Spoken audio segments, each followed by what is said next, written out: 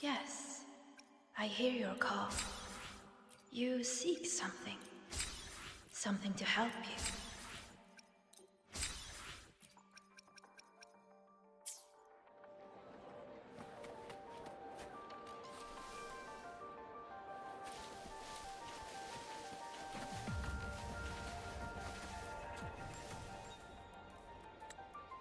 Ready to go to a Tuya camp to find Astrid? Okay, let's go together, Mentor.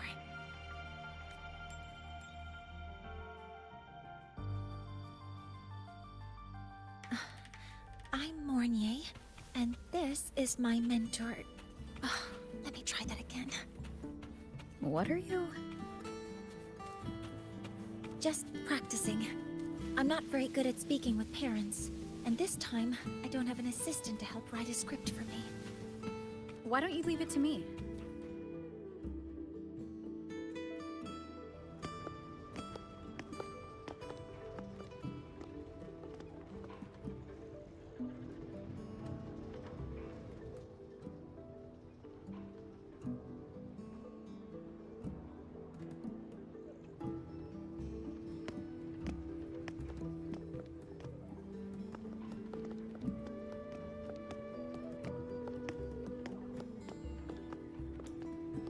Hi, are you Astrid? Maya's mom? Greetings. Yes, I am. And you two are? Yes, and this is Rover, a senior professor at the Academy. We've come for a home visit. A home visit? Has the girl broken any school rules?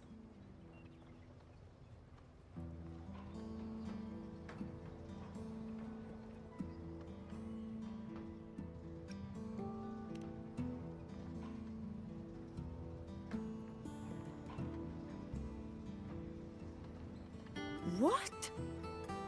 How could she? I am deeply sorry. I should have taught her better. Whatever she has done, I offer my apologies to the Academy on her behalf. Is the punishment severe? If compensation is needed, I will pay for it myself.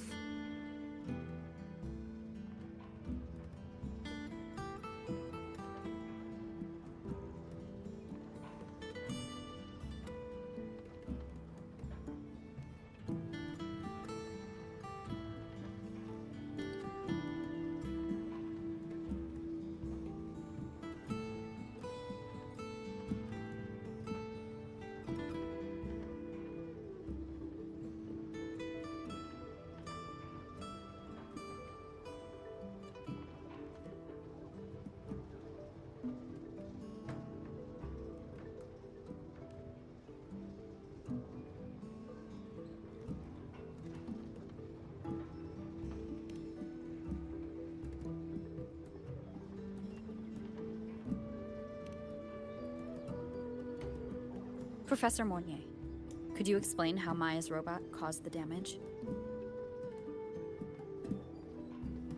Yes, as my mentor just explained. She failed to follow the proper protocol. She used unstable exoswarm material in her design, which led the robot to act unpredictably. I've already spoken to her about the dangers of using materials susceptible to void matter during field research. Void matter? What exactly are you asking? I am sorry. I have not studied at your Star Torch Academy. I'm not familiar with your terms. Her demeanor changed just now. She's hiding something. Maybe more pressure. We need to understand the full scope of the robot's malfunction. We understand that this morning, it was you who helped Maya activate the robots and enable auto-run. Yes, exactly what my mentor said. Please, lead us to the site of the incident. Once we're there, I'll reconstruct the robot's actions from the trace evidence.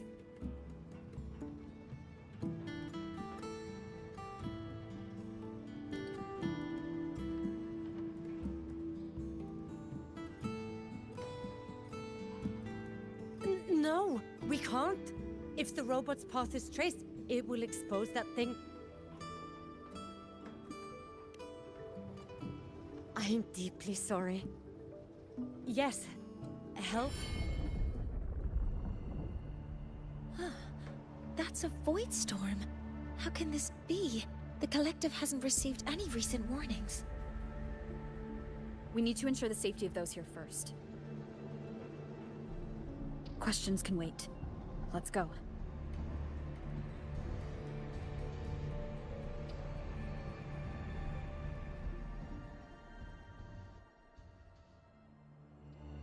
That looks like the center of the storm ahead. Let's see what we're dealing with.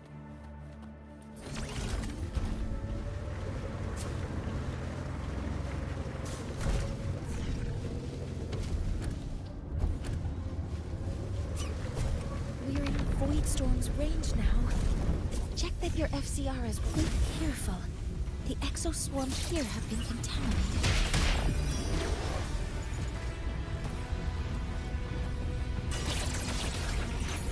Hover modules ready. There's something over there.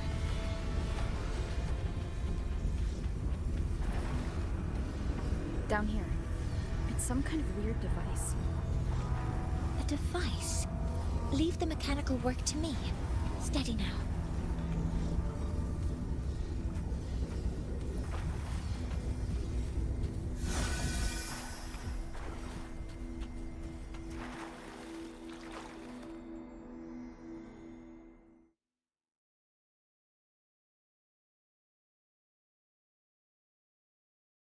Looks like it was this.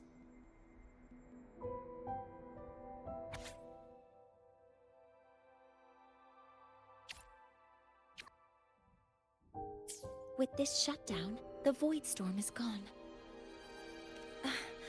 No, I've just read a lot about this. From its structure, it looks like a canister that can both store and emit energy. Ugh! This is so stinky! Ugh. It smells just like that giant worm you fought. Didn't we deal with it already? Giant worm? You mean the Void Worm? Huh, I see.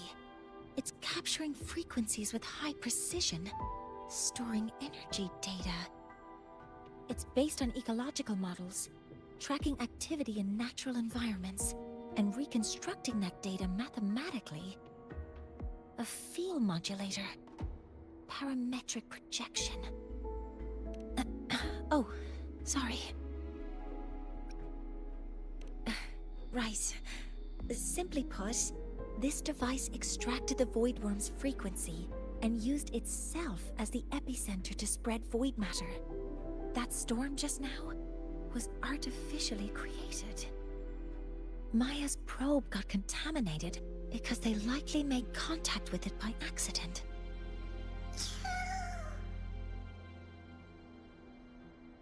Huh? Did you guys just hear something?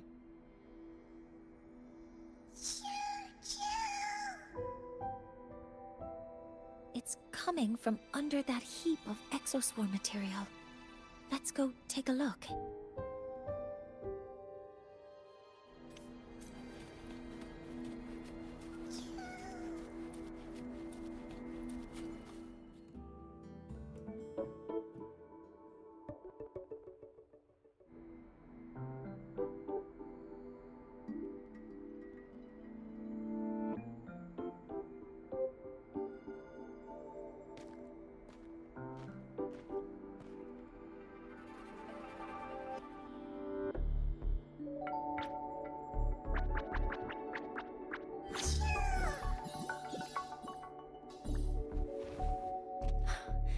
It's a Solace skin.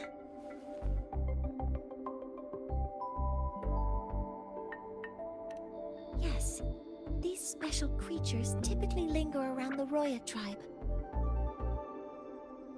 Royan records state that Solaskin first appeared in Lahai Roy the day the Exostrider fell from the sky.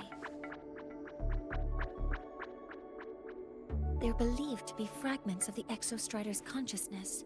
The shepherds protect them, shielding them from voidstorm contamination until they mature and return to the solace trees in Biarter Woods.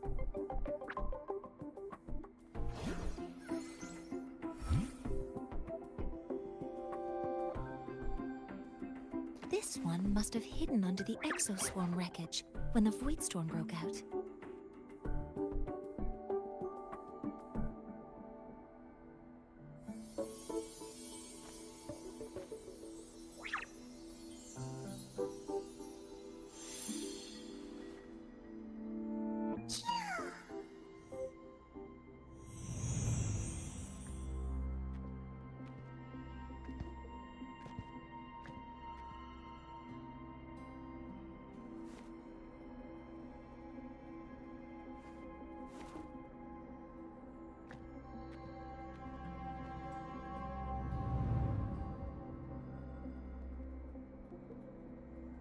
This feels like what happened back at the academy. I just saw the Solaskin's memories. That Royan woman planted the device here and triggered the Voidstorm. This Solaskin is the only survivor. So our suspicions about Astrid are confirmed. Should we go back to the camp and talk to her? No need. I heard everything. I did place this device here.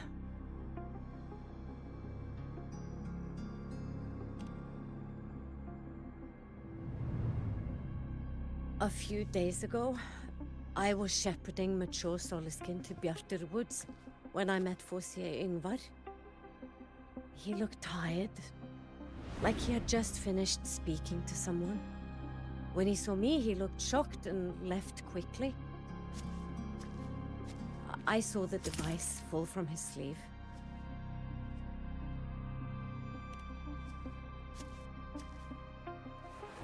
I did not think much of it. I plan to return it to him the next time we meet.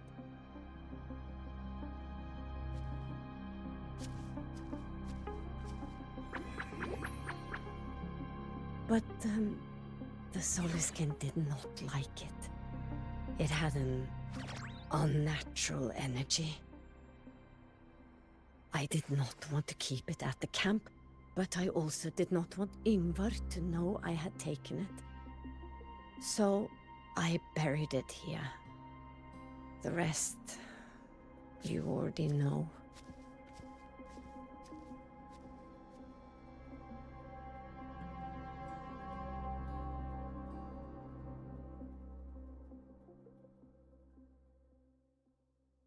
So this device is Forseer Yngvar's. Mentor, what do you make of this? I trust your judgment. This Forseer Yngvar is the one Maya mentioned before. The unappointed member of the Heliotic Six. Could it be an attempt to tighten his grip on power? No, that is impossible. Each of these successors is chosen when their resonance ability first awakens.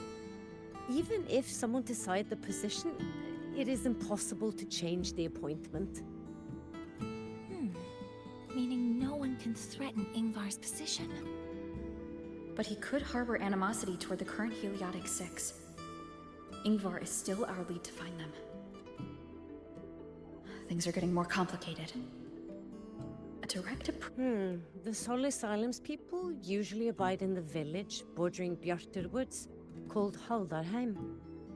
It is the time of the right of return.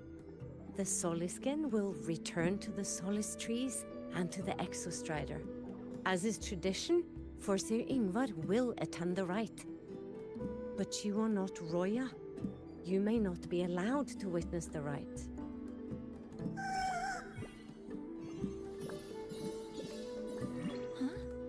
Wait, but we did find this little one here. Ah, is this the Soliskin you saved? Well, perhaps you may attend as shepherds.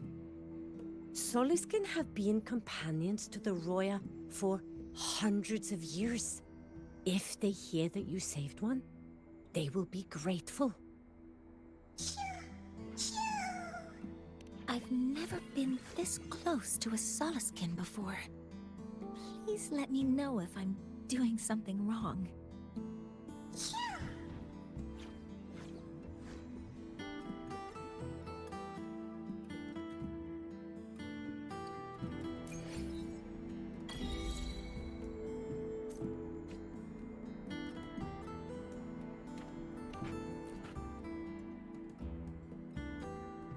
So, we need to find Forseer Ingvar at Halderheim's right of return. Is that right? Do you want to leave now? Okay, let's be on our way then.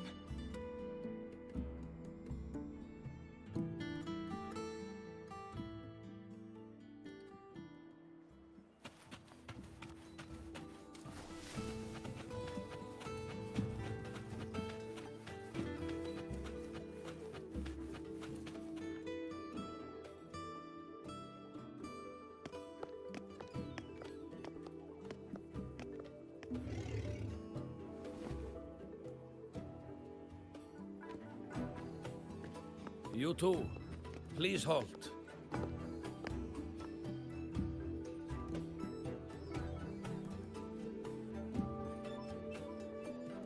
From your clothing, I see of my people you are not. What brings you to Halderheim?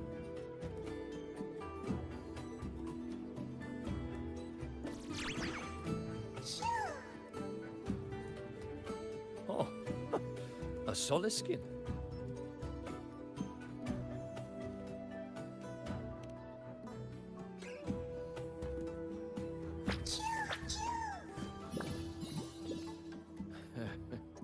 How interesting.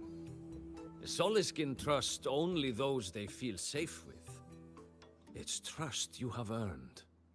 My thanks for guiding it back. But I must ask, I sense one of you carries the aura of the Space Trek Collective. The other from the vast world beyond the Frostlands. Why come under the guise of shepherds? Not sure who here knows what Ingvar did. Best not to mention his name. Don't want to stir things up. We rescued the Soliskin from a void storm. We were told it needed to return here for the right of return. Void storm. You mean the one just before?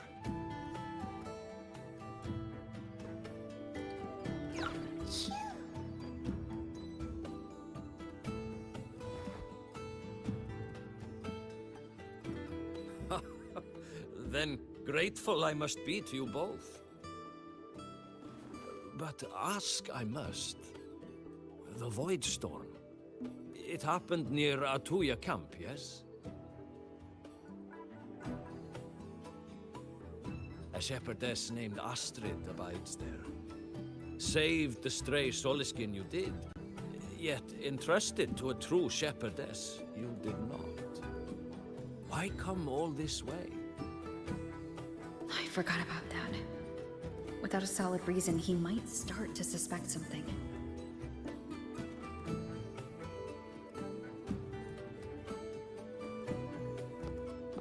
Because Astrid has been hiding something from you. Your meaning?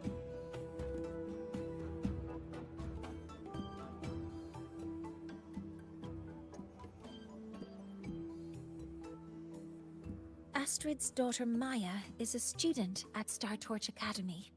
She conducted experiments that broke protocol and caused damage to school property.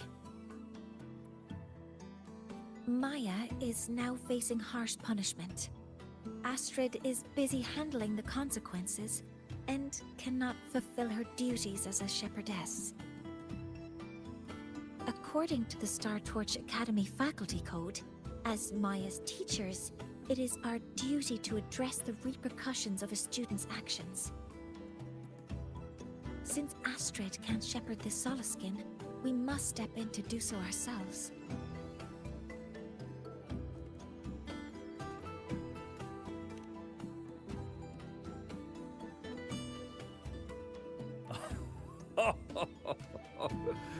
I should have known Astrid's daughter would stir such trouble. A tangled weave this time. But she will go to great lengths for her girl. And the Academy's willingness to come this far is unexpected. Forgive my earlier words. You saved the Soliskin and helped our people. The title of Shepherd you have earned. Tonight we hold a feast for tomorrow's rite of return. Join us, as a gesture to make amends for my earlier rudeness.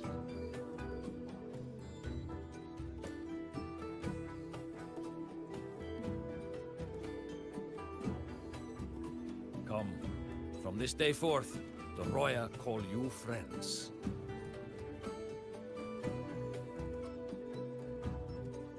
Rest at the camp if you wish. The feast will begin at the 8th hour of the night.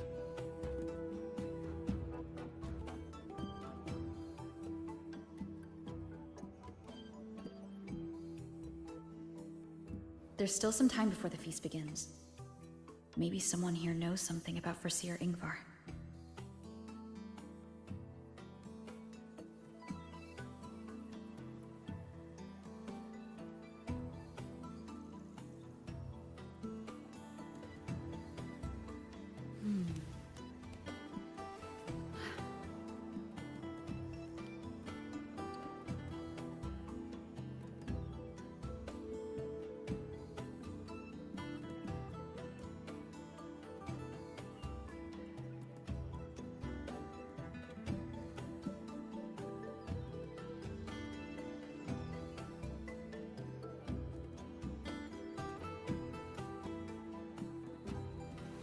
This is a testament to my connection with the world around me, and it's very much my companion now, bearing witness to everything I've experienced on this journey.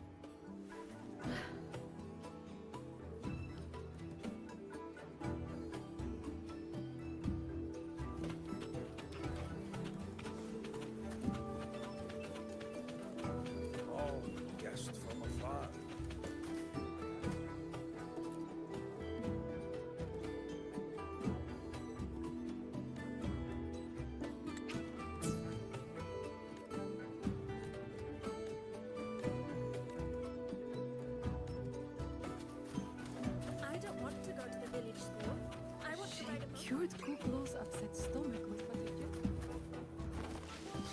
When I roamed the world above, what I missed most was Ah, the feast tonight brings new faces. Seems we'll need to prepare enough for 2 more. Ingvar, that boy doesn't come around here anymore. I will speak the truth. After his parents were caught in a void storm when he was a boy, 'twas Axel and I who raised him. A quiet child was he. Few were his friends. When his resonance ability was discovered and the Heliodic Six chose him as a successor, he was overjoyed. No longer will the other children pick on me, he said. But somewhere along the way, he changed. No longer did he wish to take the mantle of the Six. He grew distant, with nary a visit home. Oh well, even if it's but for a meal, it warms the hearth when he returns. what I missed most was the reactor drive's warm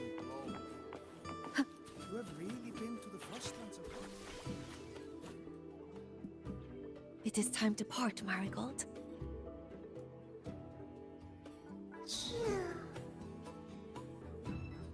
Poor Seer Ingvar. Yes, with the right of return on the morrow, we will likely meet him. Truth be told, the Soulskin do not favor him much. We shepherds have little contact with him.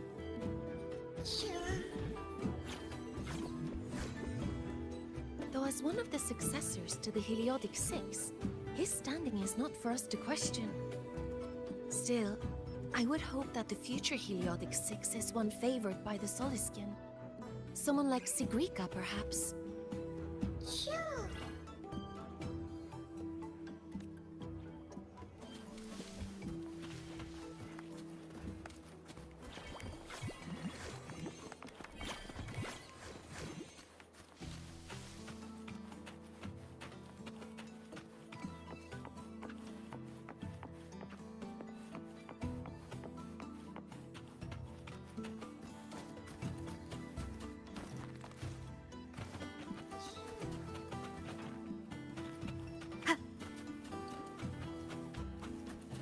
Is it true that you come from the world above? What is it like there? Joachim, don't know surrounding another's business.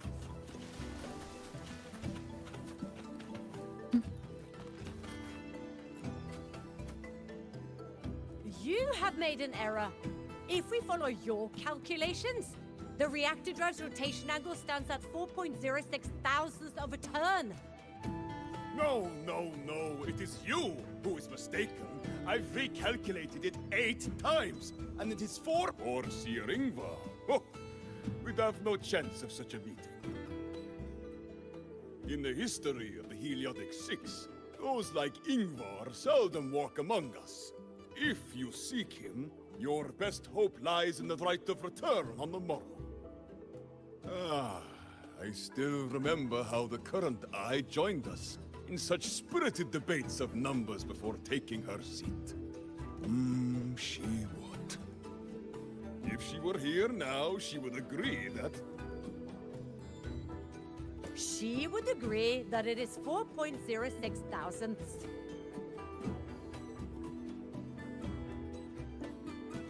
No, it is 4.0...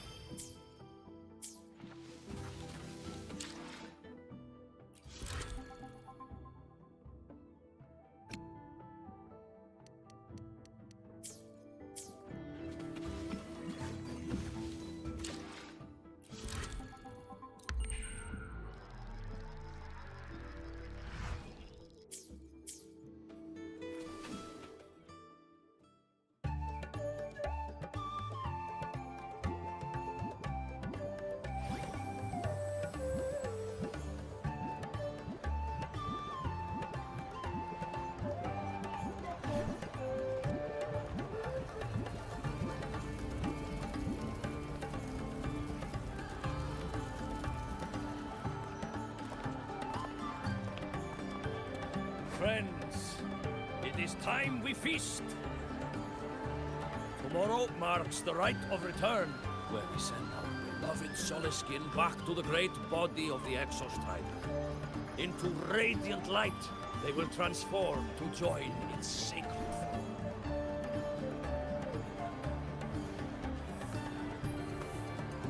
farewell it will be, yet a new beginning as well. When the Exostrider wakes, we will reunite in its body. Now, let us put aside the sorrow of parting and embrace the joy of new life with good food and drink.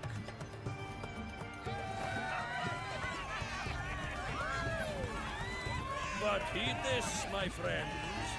Too much drink you will not have. Should you make a fool of yourself in tomorrow's rite, help I will not give.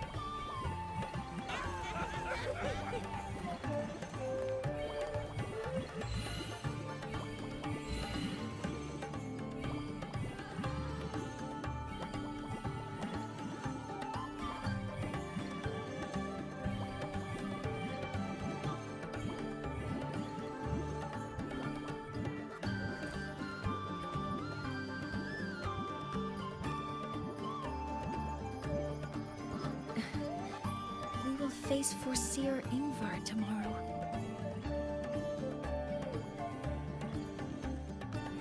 I've simulated 73 possible outcomes, but even so, I can't cover every scenario. If I could build a model that covers all possible outcomes, considering the target system, the chaotic conditions, and the necessary compensations. You were quick on your feet earlier. You've already got this.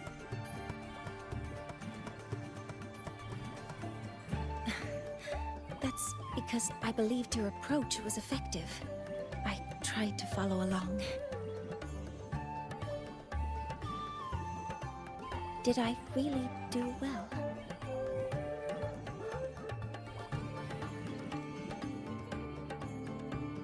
Good. Phew. With that in mind, you can relax a bit now, right?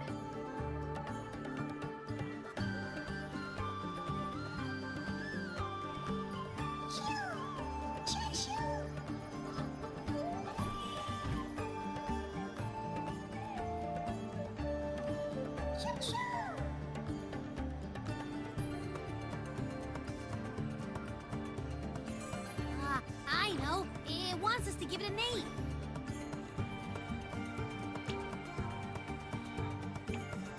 Well, since it's really trying to buddy up to us, how about we call it Buddy?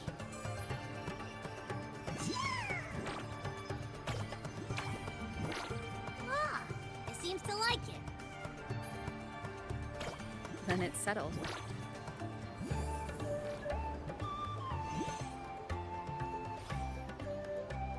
Well, that's a relief.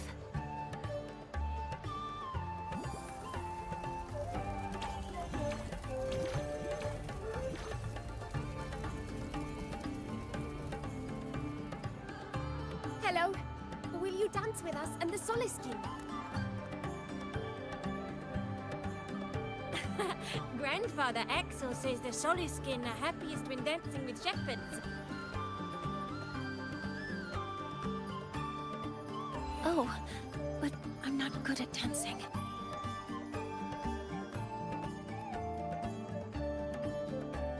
I'll join you. Let's dance with Buddy. What do you say?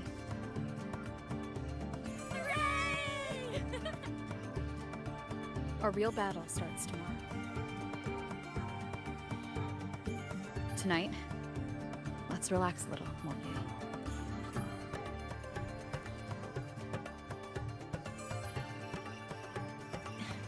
we? Yes. My mentor should take her own advice, too.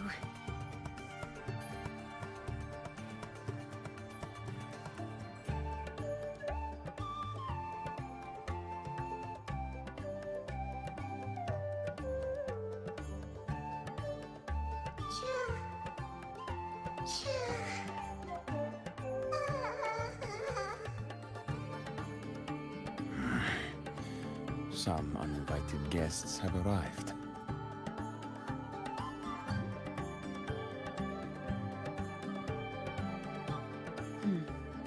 Where did Mornier go? I'll send her a message.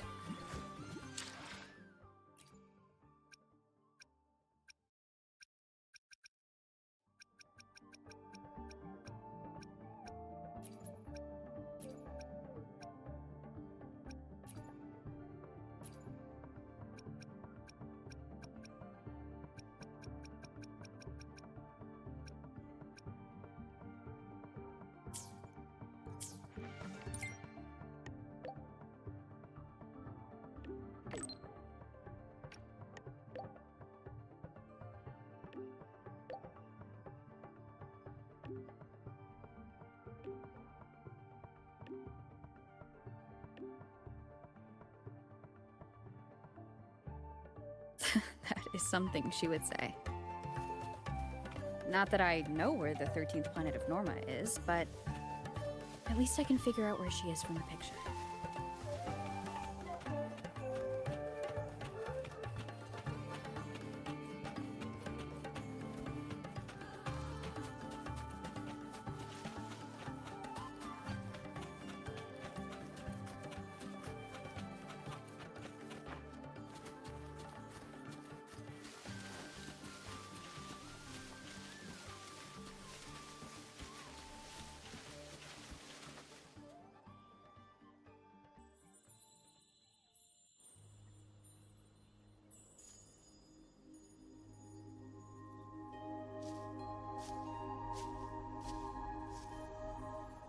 Mentor?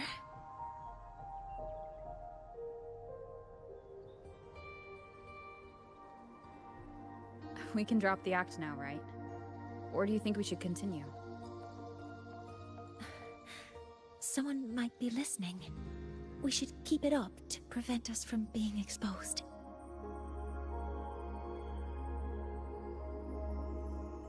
Do you want to sit for a while?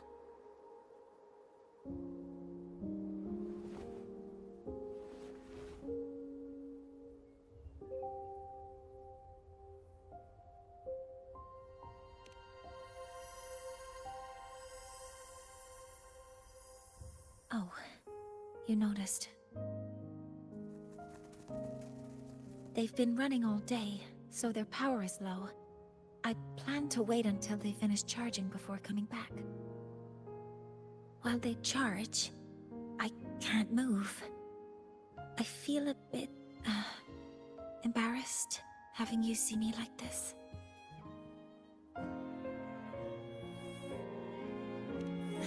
It doesn't anymore.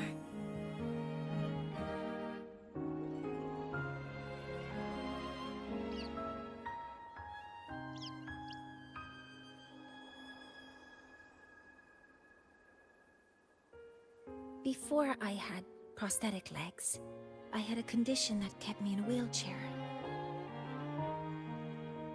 Now, at least, I don't have to worry about being immobile anymore. I can finally chase after what I really want.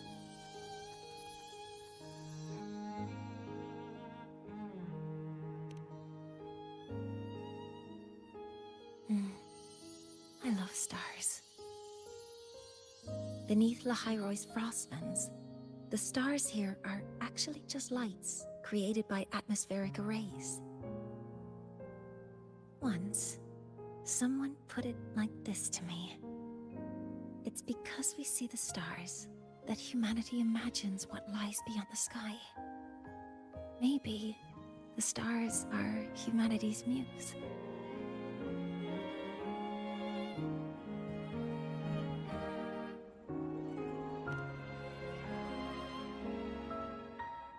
I think so too. But I also believe that reaching the stars isn't enough. There will be a day we build a miracle that lasts longer and is more beautiful than the stars themselves. That's the dream I've carried all this time. And now, I'll use these 2 legs to take the first step.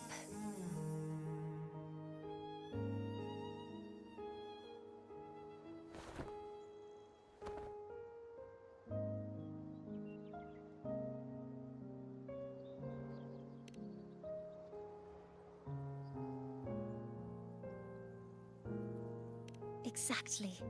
This ceremony is how we retrieve the Exostrider's core energy component.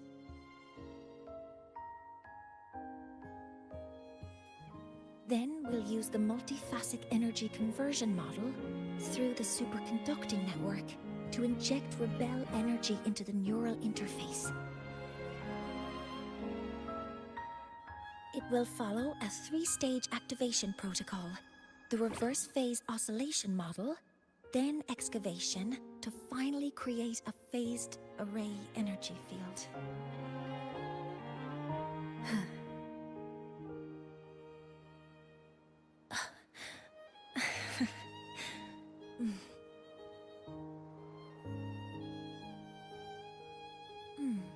There's still some time left before my legs finish charging. Let's stargaze a little longer.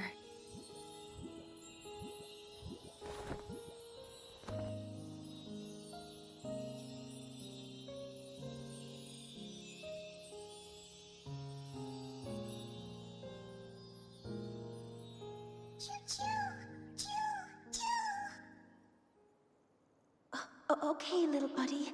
I'll wake her up now.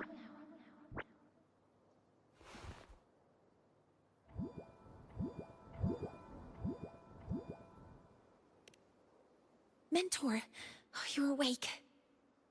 Something isn't right. We seem to have a situation at the Arter Woods.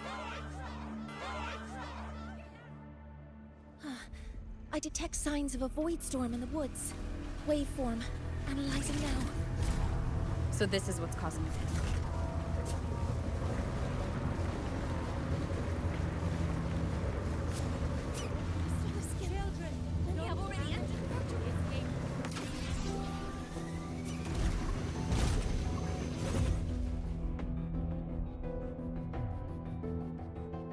What is it that brings you here? With the Void Storm's fury upon us, it is no time to enter Bjartur Woods. This is a disaster not seen in centuries. We have always believed the Solace Tree's light protects the woods from such storms. The rite of return cannot be done. Not in these times. Let's investigate this together.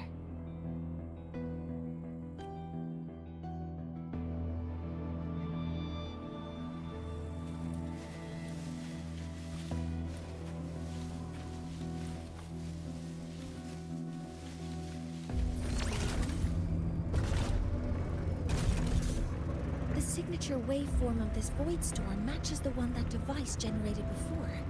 This is no naturally occurring phenomenon. When did you have the chance to analyze this? When my prosthetic legs charge, I prefer to keep my mind occupied.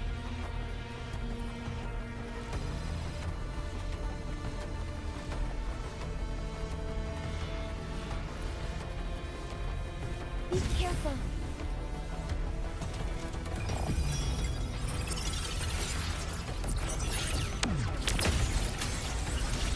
Device. It's close to the Solace Tree. Solace Tree? I have a bad feeling about this. Guidance ready.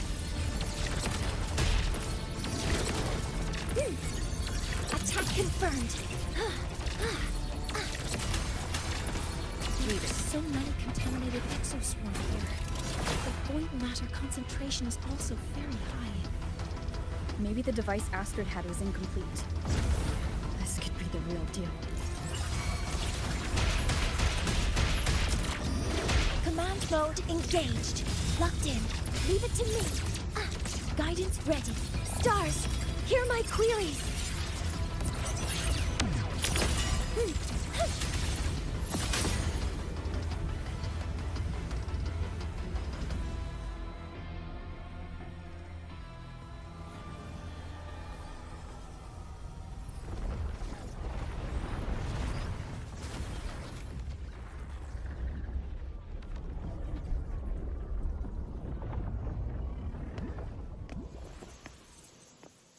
Just like before. When it's disabled, the void storm stops. However...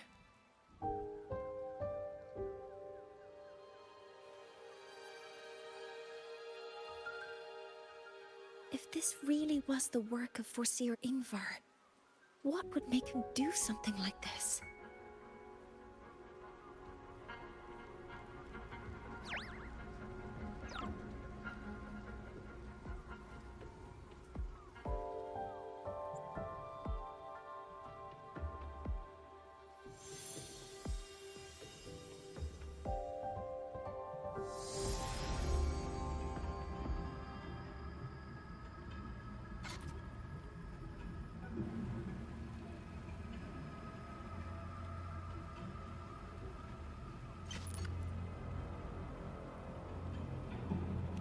Do not worry. The path has already been laid. At last. Finally.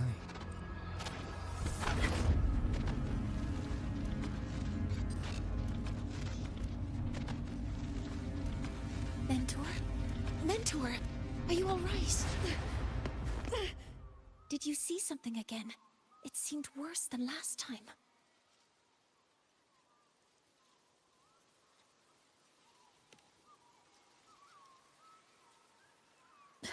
This void storm might not have just affected the woods here, but the workings of Soul Asylum itself. I think that's why I've been seeing visions of this member of the Six. Greetings. The Shaper once made a prediction. If a visitor from beyond Lahai Roy protects Bjartar Woods from destruction, an invitation to Soul Asylum they will receive.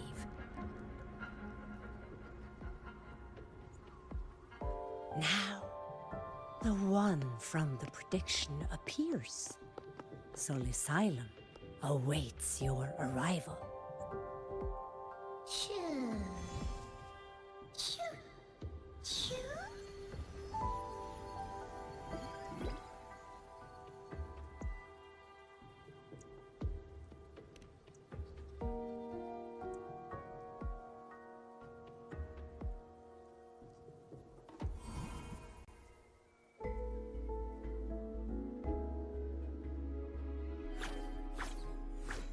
They have their own missions to complete. The road to Soul Asylum is here. Please, follow this path.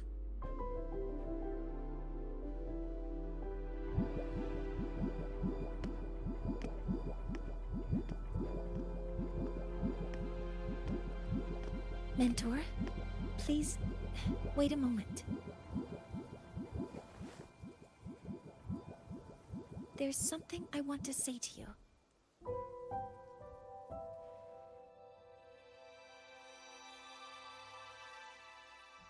What's the matter, Mornier? I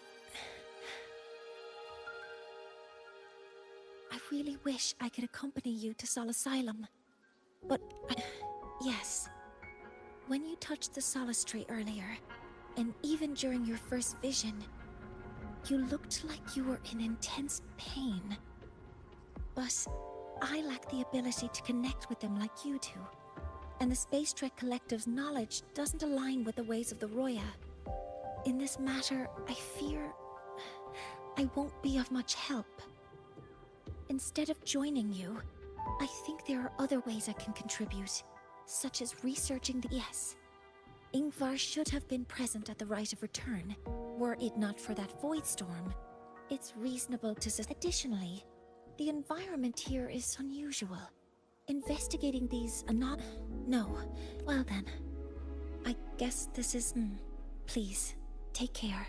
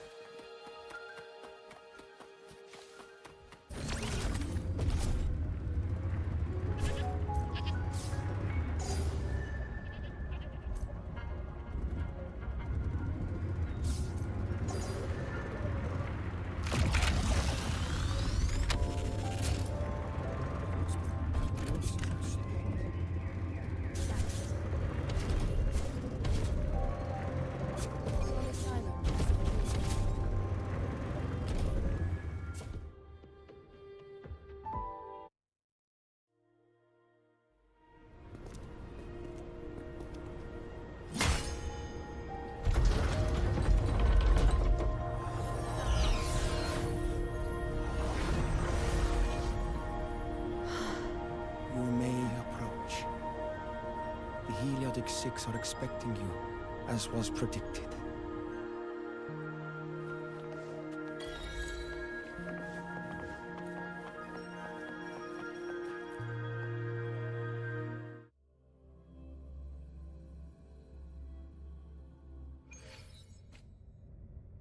The dim light here, it's like something I saw in those memories. From this angle, the faint ring in the center is probably the heliogyre they put to a halt.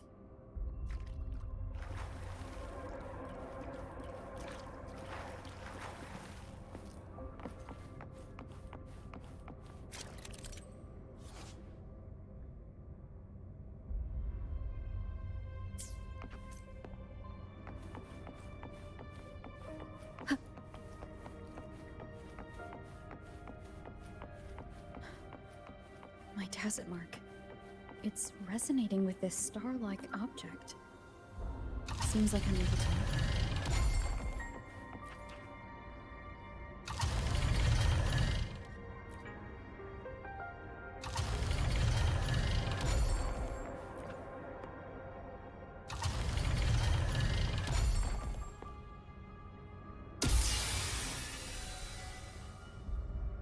Aligning the pattern on the star with the heliogyre makes it glow.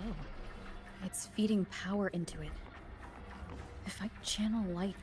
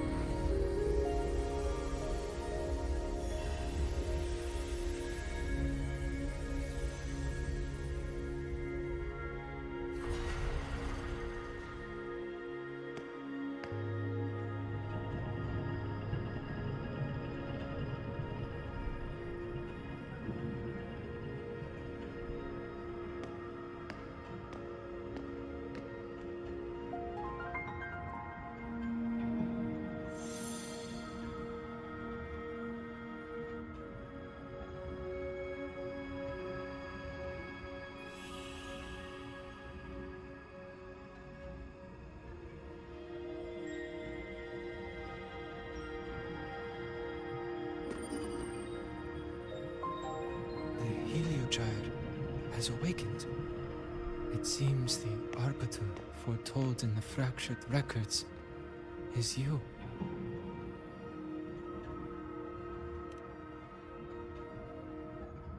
Yes. With great reverence is your presence here met. Soul Asylum, as you see it, is not as it once was.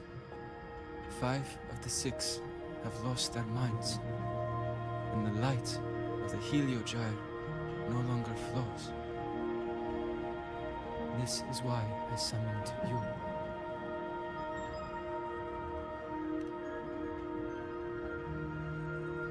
You witnessed the Void Storm in Bjarta Woods, yes?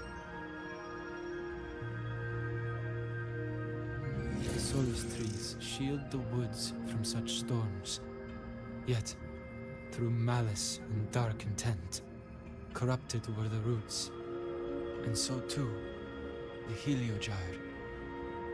The others succumbed to the corruption.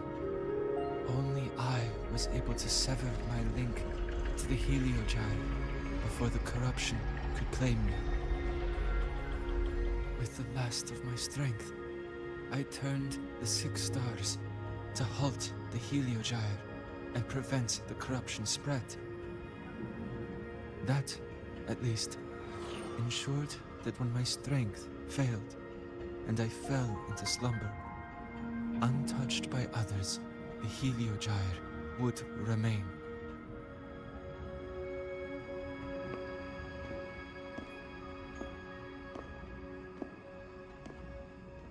No one, save for one.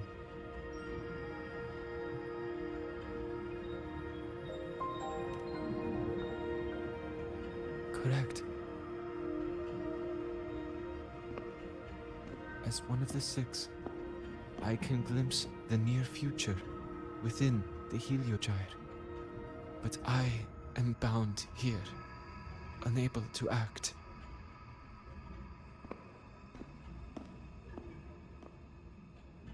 All I could do was send a Solaskin entrusted with my message to you.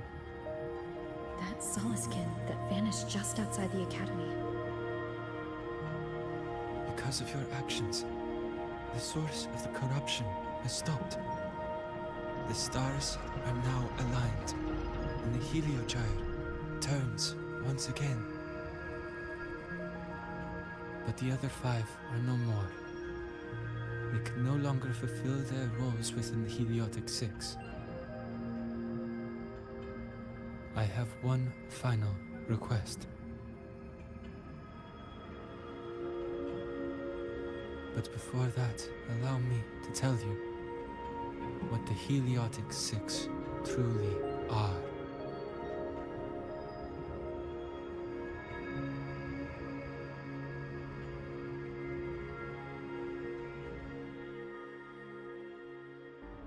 Centuries ago, a calamity awoke beneath the ice.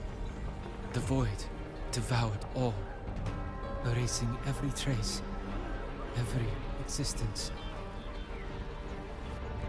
In darkness, the Exostrider's blade sealed the threat deep below. It drew its fiery drive, a light that would never fade, lifting it high over the highway sky. Under its glow, the frost did melt, life blossoming with Exoswarm aid. Yet, the calamity stirred, its remnants ravaging the living. Thus, the 6 wisest among us became the Heliotic 6. The Exostrider's lens became our Heliogyre. From the drive's turn, the season's laws we discerned. We shed all idle thought to link our minds to the Heliogyre. Our shared cognition converged for mortals to touch the edge of the divine. Since then, the royal have walked the high road for centuries.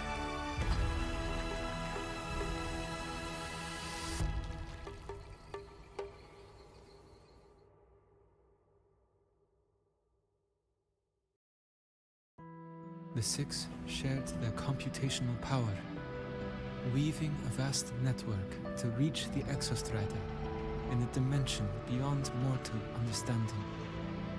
The data we provided to the Space Trek Collective was interpreted through this network. But now, the only one who can continue the calculations is me.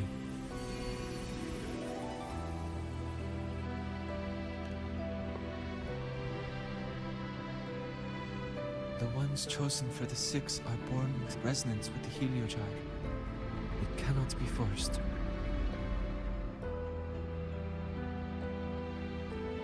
Now the remaining 5 cannot calculate, and there are not enough worthy successors. Even if the Heliogyre resumes its rotations, unable to interpret its readings, we will be.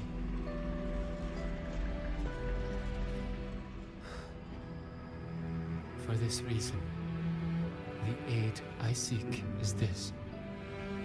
With your authority, allow me to bear the calculations of the 6 alone, and act in their stead. The Heliogyre was meant to be interpreted by 6. If you bear all the calculations alone, what will become of you? I cannot say.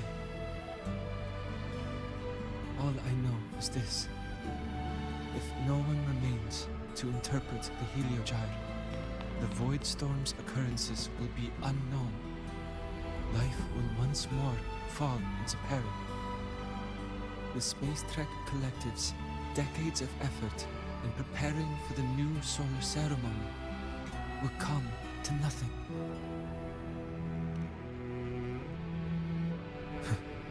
Since the moment I was brought to Sol Asylum as a child, I have never once seen the world beyond.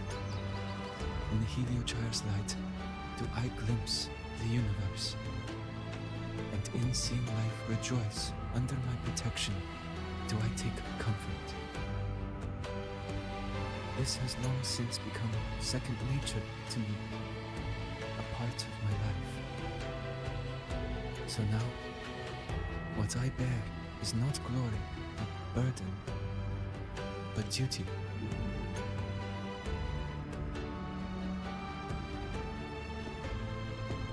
Arbiter, please, grant me this authority.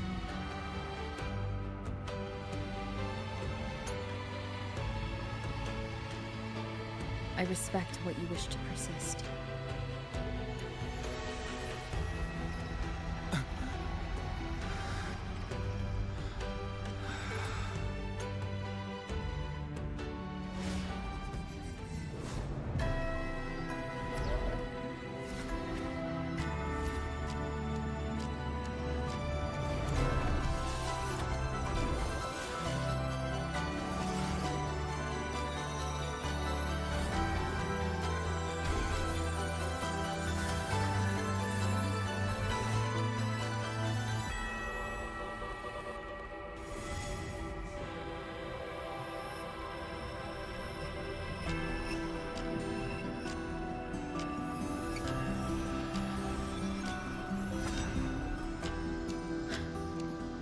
This is...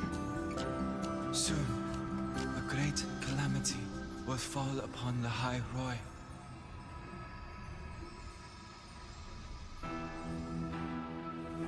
I will share all that I know of the Heliogyre with you. When you call, answer, I will.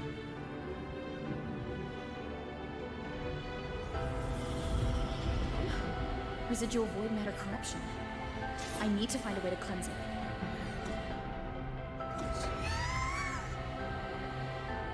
That sound. Is it Buddy? Save your strength for the calamity ahead, Arbiter.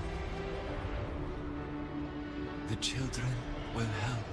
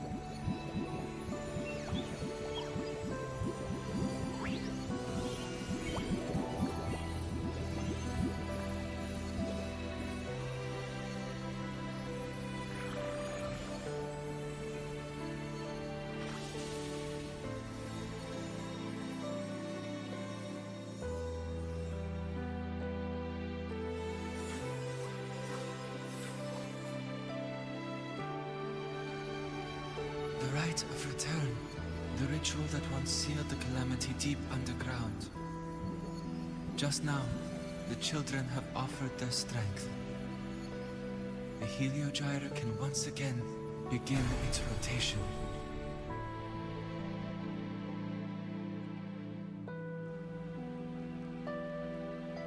Useless fool! I told you to destroy the Heliogyre completely. I'm sorry, but there's a reason for this. Some uninvited guests threw off the whole operation. Save it. I don't want to hear your excuses.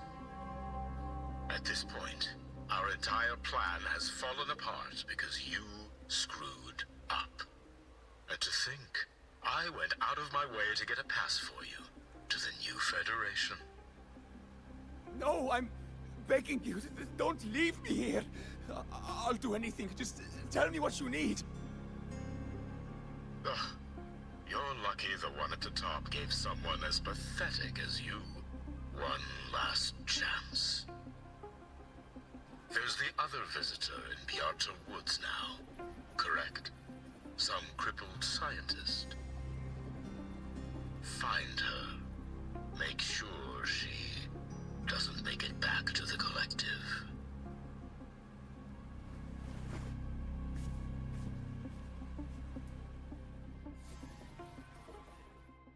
Well, since Mentor is already headed to the Heliogyre, I'd best get started on what I can contribute. There are signs of void matter contamination in the plants and water. If I follow these traces, I should be able to find the source.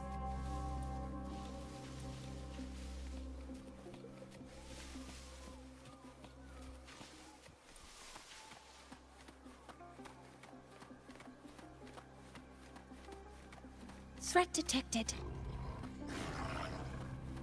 Initiating criticality protocol.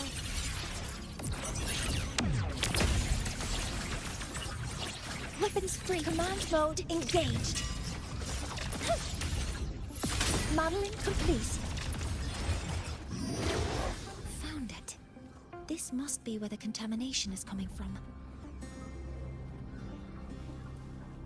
Energy consumption increasing.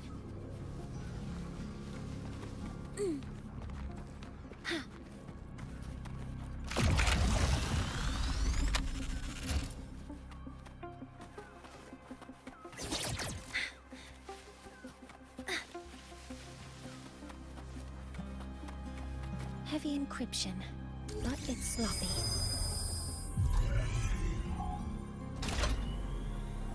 There we go.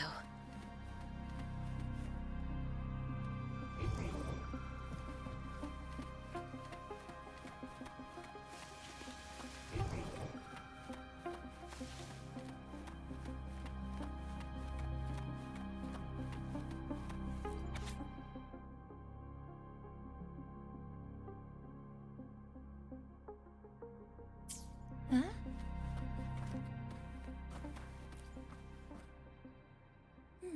There's a note tucked here.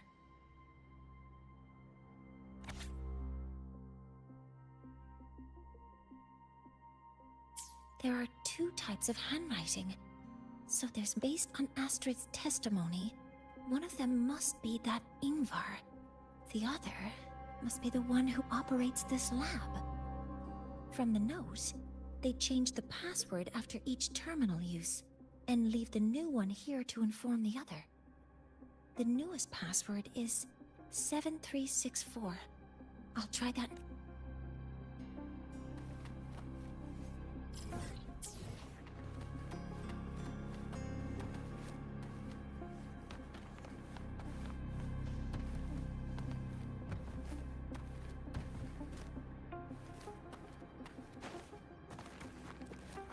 Terminal. It must belong to the owner of this lab.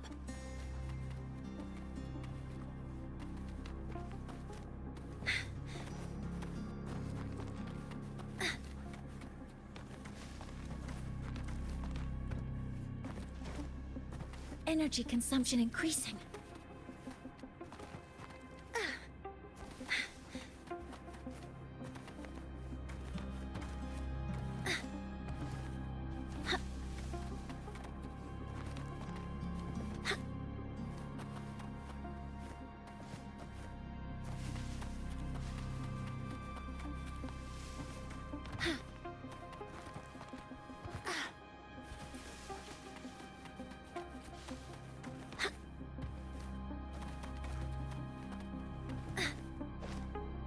Energy consumption increasing.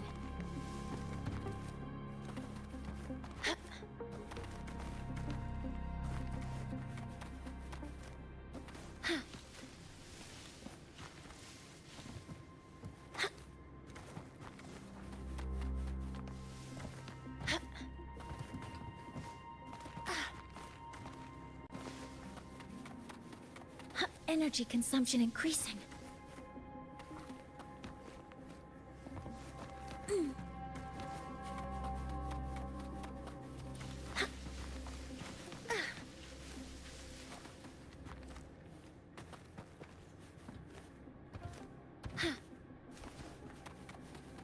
Energy consumption increasing.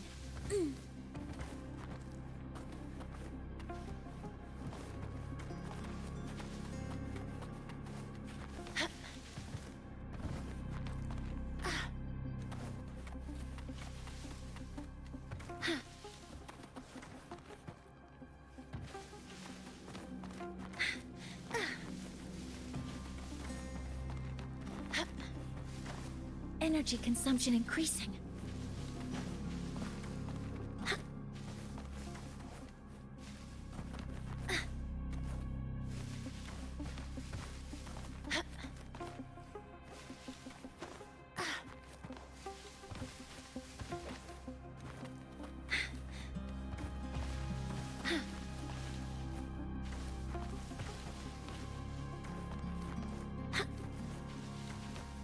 Energy consumption increasing.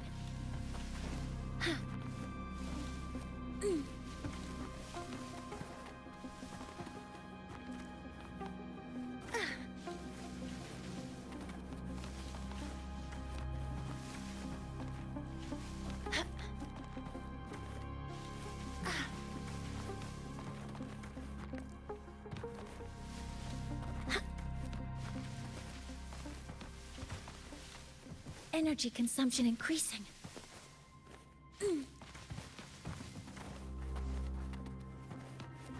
Safety measures. Check.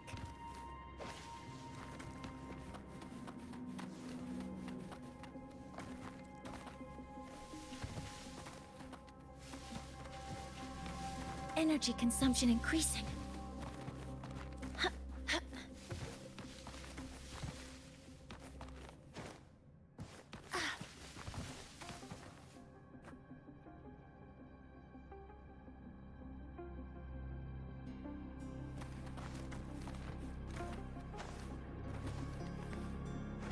Energy consumption increasing.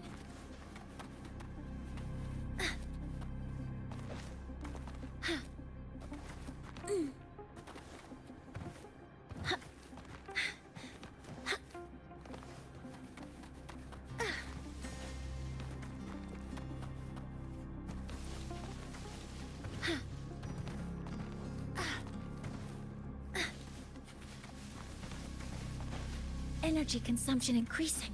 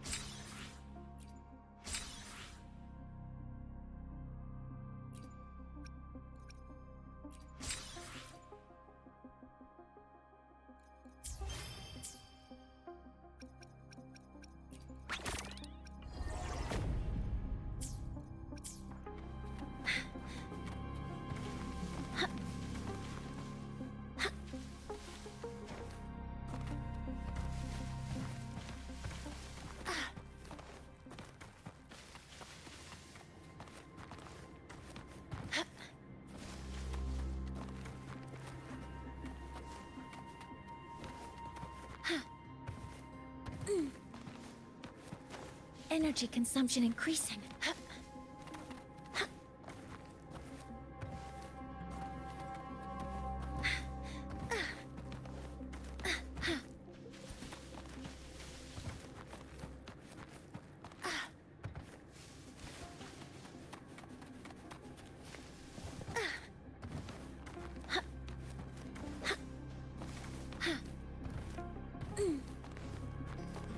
Energy consumption increasing.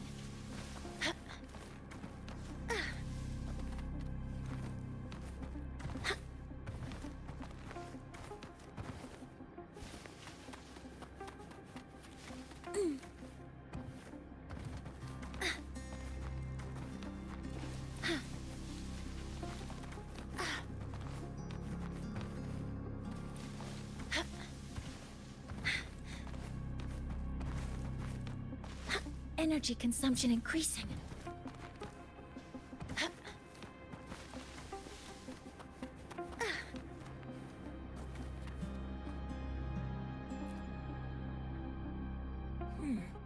It's encrypted. If I can open it, the password can only be entered once. I should look.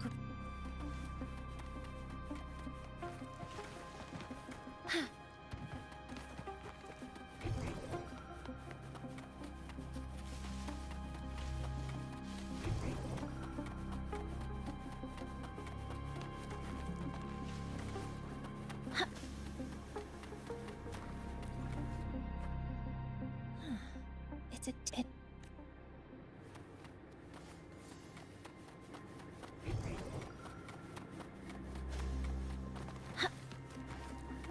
Energy consumption increasing. 736.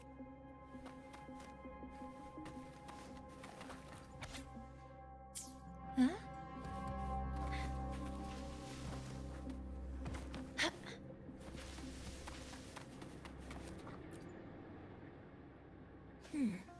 It's encrypted. If I can open it, there's bound to be information about this device and its owner. The password can only be entered once. 736. Keeping the password. This is a Space Trek Collective project. Evaluation result.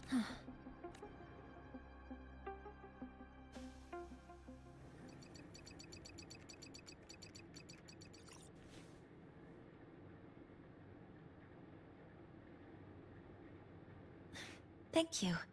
It's a pleasure working with you as well.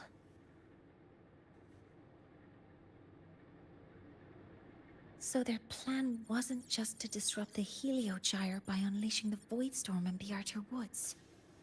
They also planned to...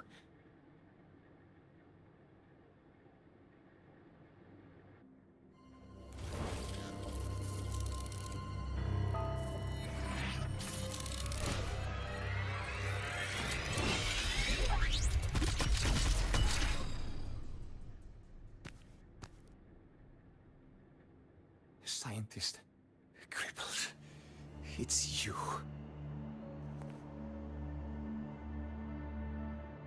All I have to do is get rid of you!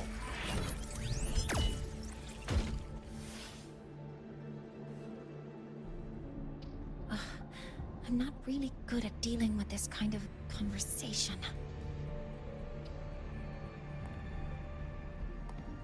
Access to this lab? Wearing Royan attire? You must be Ingvar, one of the successors to the Heliotic Six.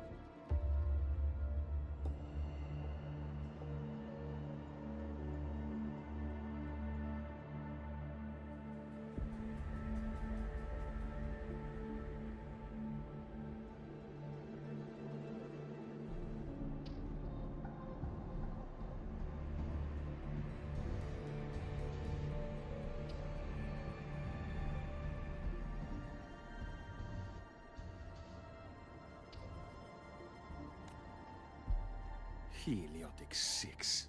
The 6.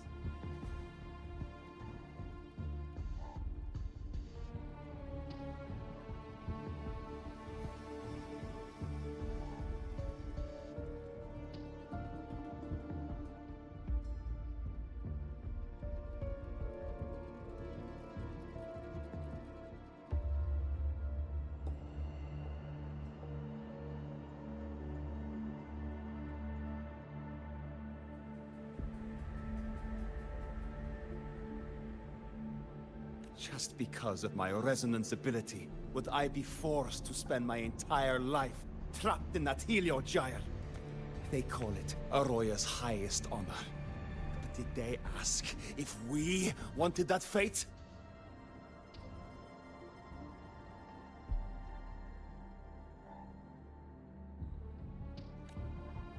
Everyone acts like they respect me. But the only one who truly wants to help me is that good lord from outside the tribe. From outside the tribe? You've joined forces with the Fraxidus? Huh? What's that? Who cares?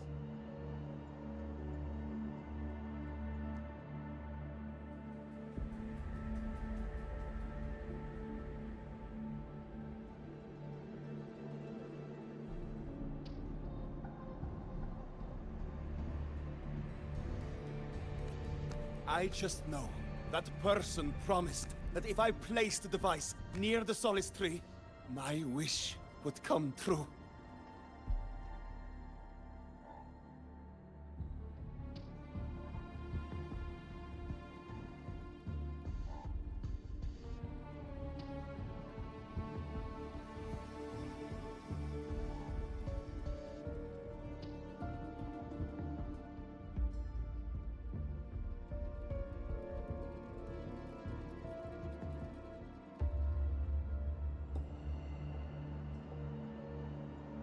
Then I'd finally escape from this frozen wasteland and go start a new life in the new Federation.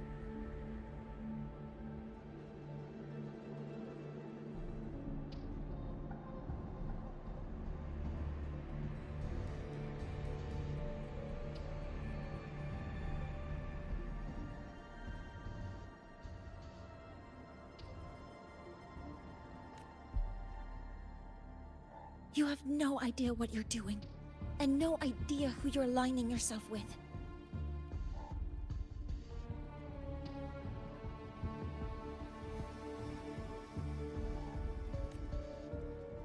This project proposal comes from the Space Trek Collective, dated 10 years ago. It outlines an idea to use the drive's emergency response mechanism to artificially make it fall from the sky.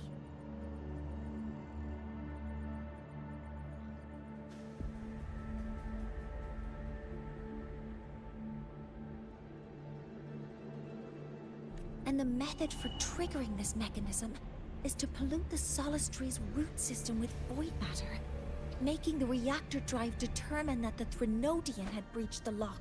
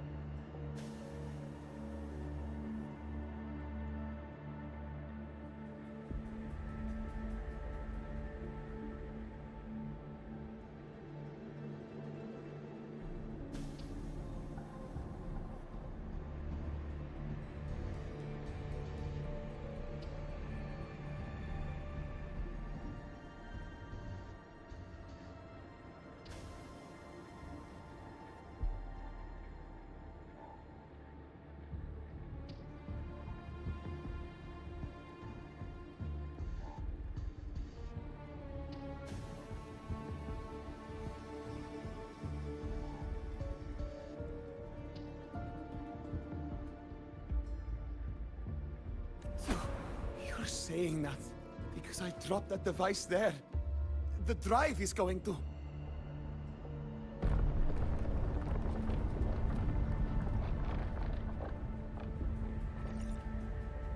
Mornier, the heliogyre is operational again. We can get the readings you need for the new solar ceremony. But something happening out there isn't right. Yes. Once I handle something here, I'll regroup with you. Move aside. Before the drive falls completely, I need to go back to launch Helios.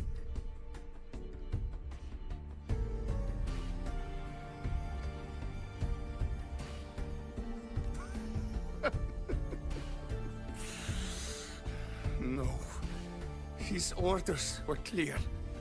You don't go anywhere. You're just... It's been a while since I've heard someone talk like that. Since I had these legs, anyway.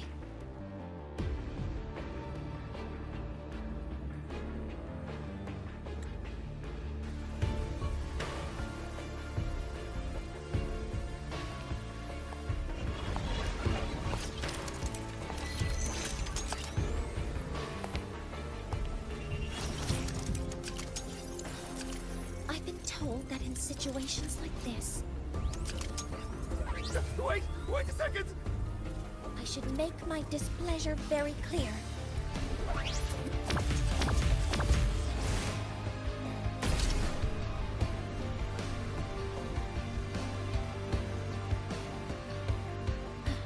All right. Now it's about time I catch up with my mentor.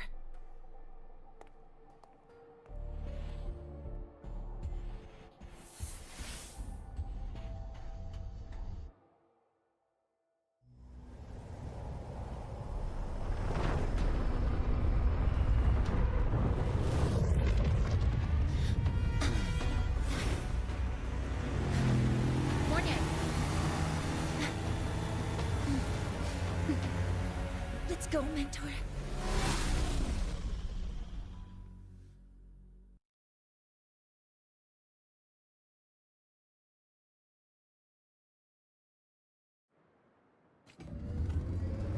We need to get to Space Trek Collective quickly. The Fraxidus tricked Ingvar into working for them, but their real goal is to send the reactor drive crashing to the ground. I've already alerted the Academy to a...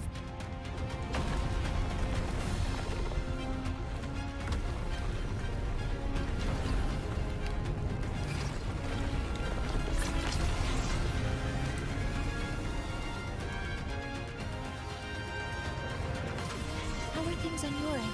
Any danger? All good. The heliogyre is back online. I now have direct contact with Soul Asylum, and can relay the data you need for the new solar ceremony. It's time for the final step. We're running out of time. I'll use my resonance ability to create a more efficient path. Please, hold on tight.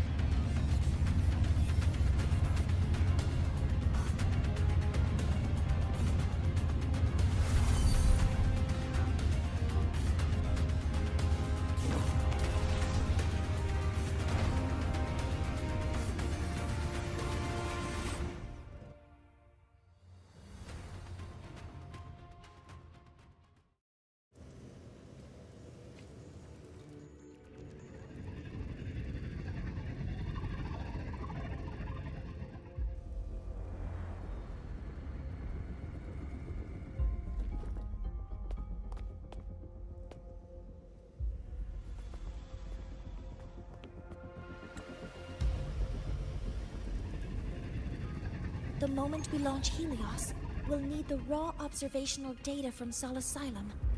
Are you ready? Yes. The Shaper has already shared all the heliogyre's data with me. I can access it anytime. Everything's set. Let's complete our mission.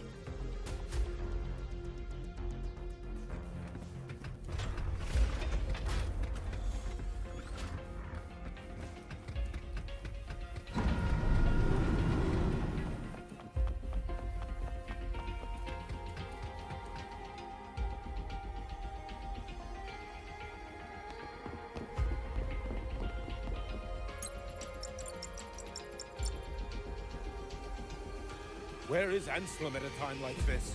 Who else can calibrate? Cody, Vance, examine the orbital status of Helios again. Also, the propulsion system needs to be double-checked.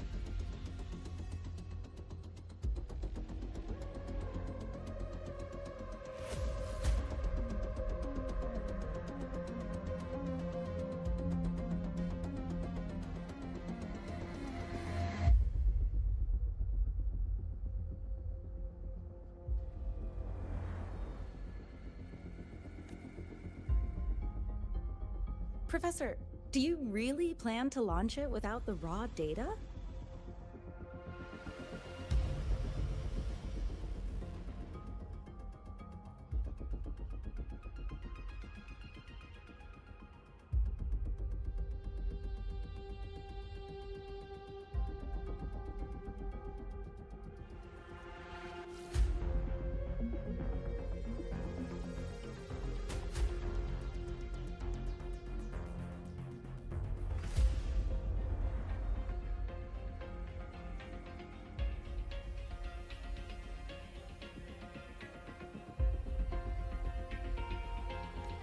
I understand your concerns, but we are on the verge of a disaster.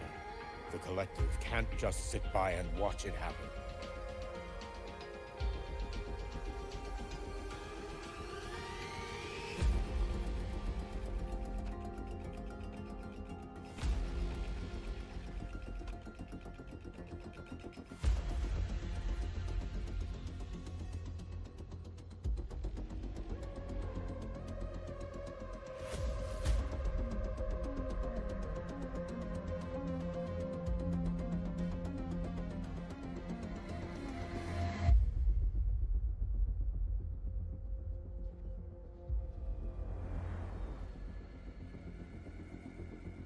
This is my decision, as the supervisor of this project.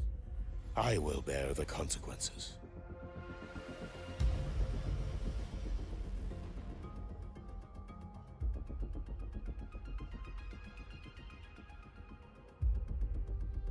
No need for that.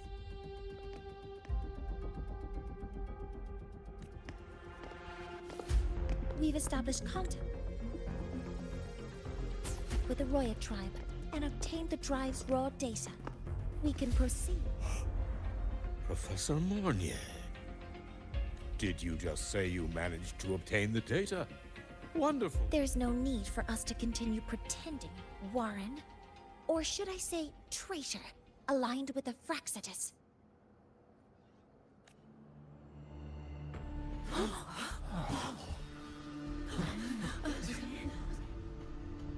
That is a serious accusation, Professor Mornier.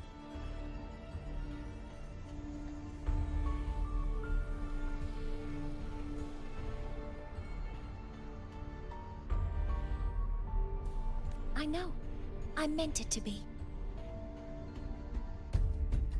You must be very familiar with this device, Warren.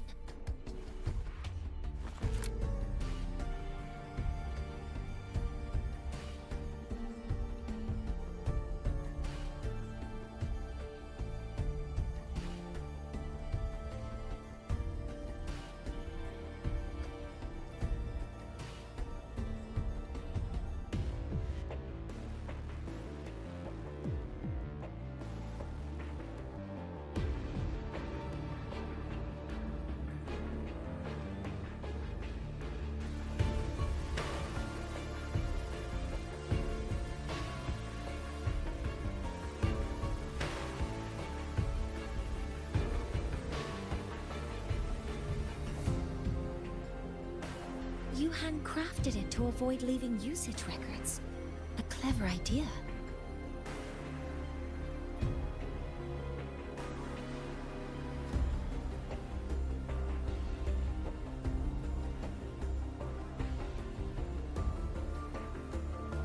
But since it is a personal creation, the marks left behind are like fingerprints.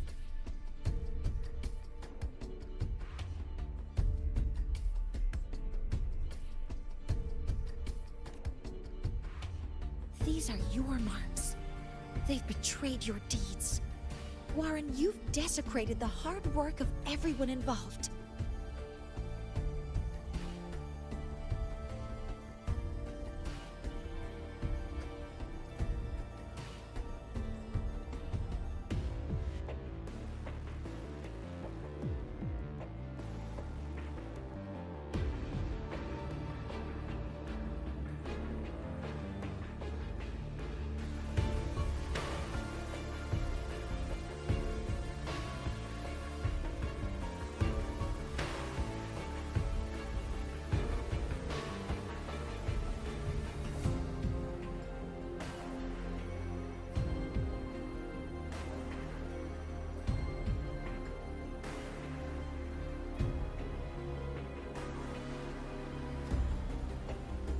Anslem's experiment accident.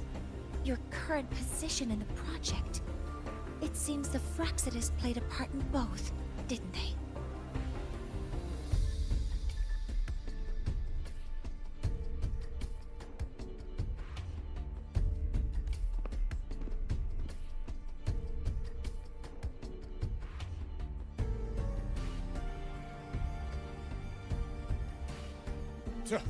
That is a lot of assumptions and conjectures, with no evidence. I could easily sue you for slander.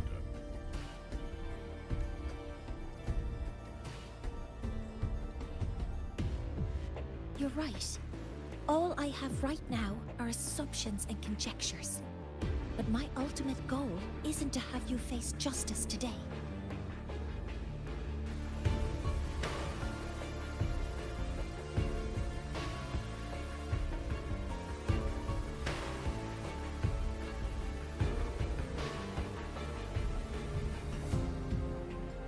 Once we've identified the suspects, what I need in this moment is for you to step down as supervisor of this project. The one taking over will be me. One more thing. Your subordinate provided us with some key evidence already. You want me to testify against Professor...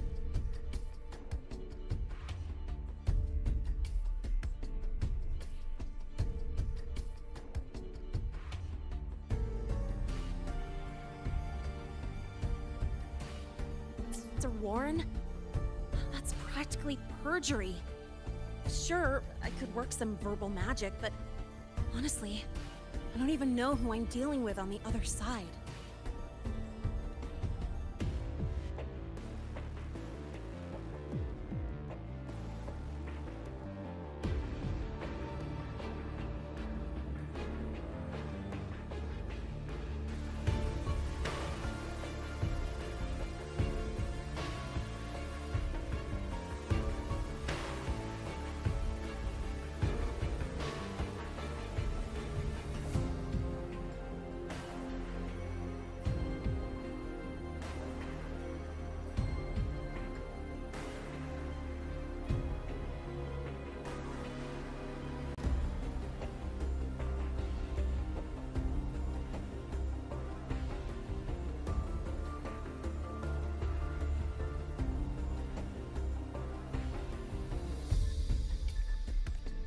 Is a dirty tactic, but it's effective. I'm confident in my analysis of those devices, but we'll need the university's verification to use them as evidence.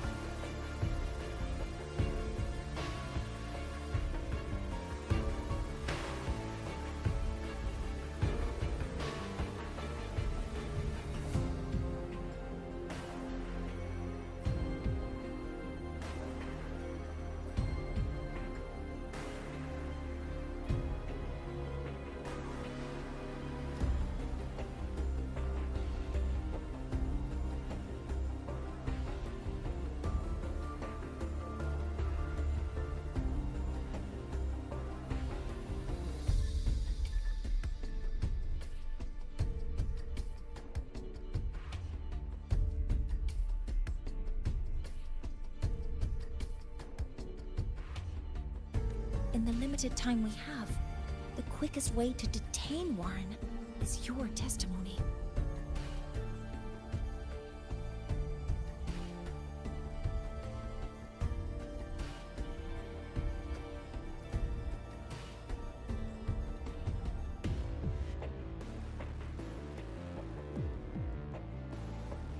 Professor Mornier.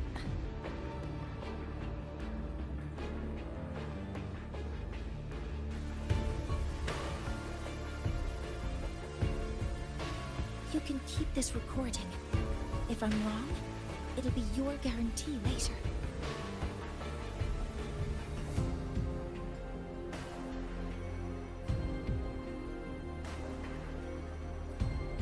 Or you can refuse. Nice working with you then. Thank you. It's a pleasure working with you as well.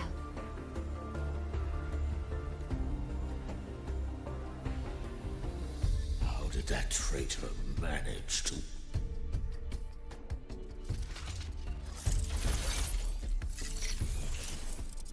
I have already notified the collective.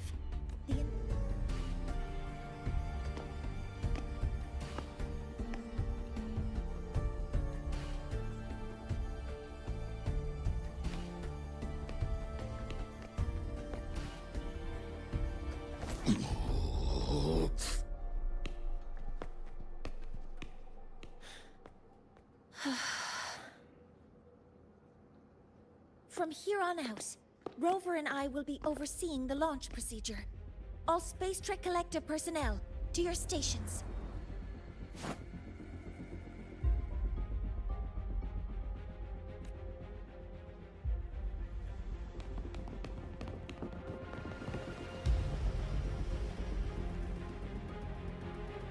Rover, please input the drive's raw observational data into Helios.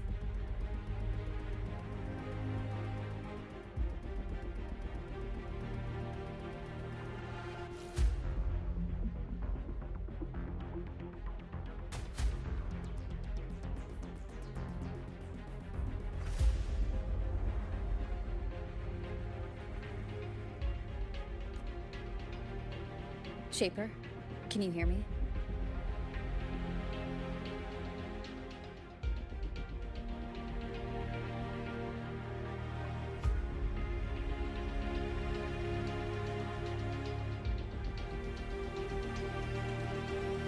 Of course. To you, have all the Heliogyre's readings been transmitted? Then everything is ready. Let's commence with the new solar ceremony.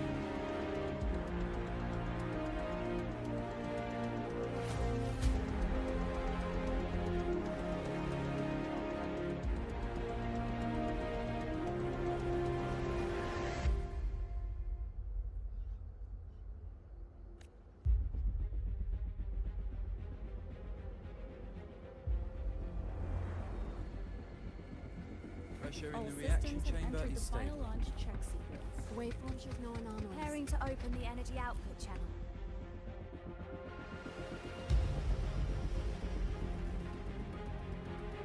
Helios launch sequence initiating. Void matter module calibration complete. Core energy system operation normal. Astral open. Propulsion system primed and ready.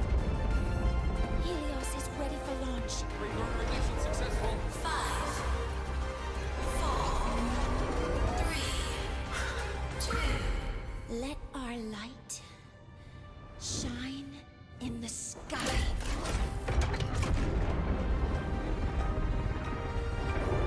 Helios approaching target altitude. Progress 16%. 47%. 92%. Warning, light alpha decay exceeds expected rates. Sensor failure Threshold detected. surpassed. Data reading compromised. Responsive. Control program failure.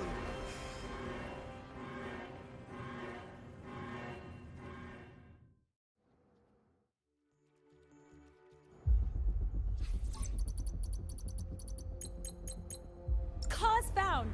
The Hybatia detector signals are jammed. Large-scale, highly concentrated void matter detected on the surface. It's surpassing the measurement threshold. Calibration can't continue.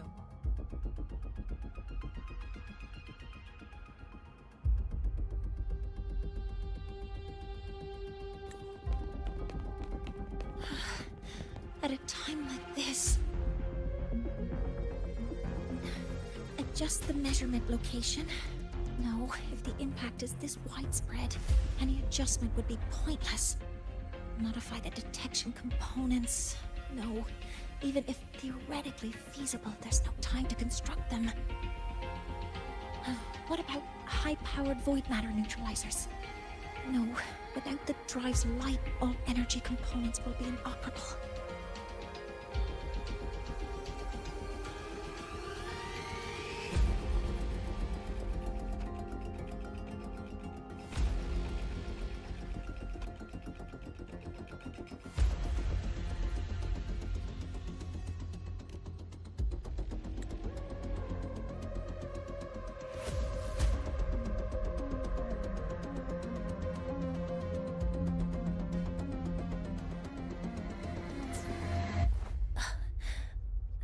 Oh, sorry, I'm just...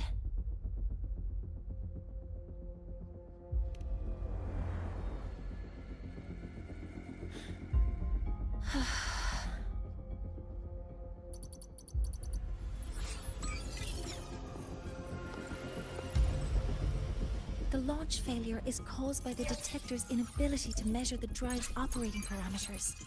That's due to the high concentration of void matter interfering with the readings. There are two potential solutions. We could increase the detector's tolerance to void matter, or we could eliminate the surrounding void matter. But neither of those options are feasible in the time we have.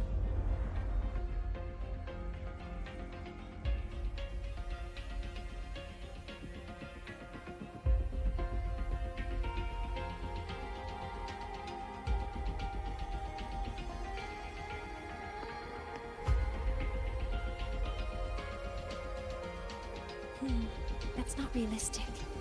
The only places that aren't affected by void matter right now are Bearter Woods and Star Torch Academy under the protective barrier, or the Institute thousands of meters above.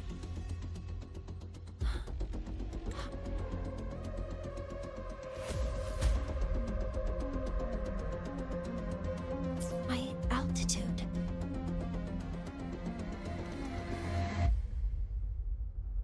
Do we have spares for Hyvatia's measurement modules? Yes. Researcher Anselm left behind several prototypes. I'll go fetch one from the warehouse. But what do you intend to do with them?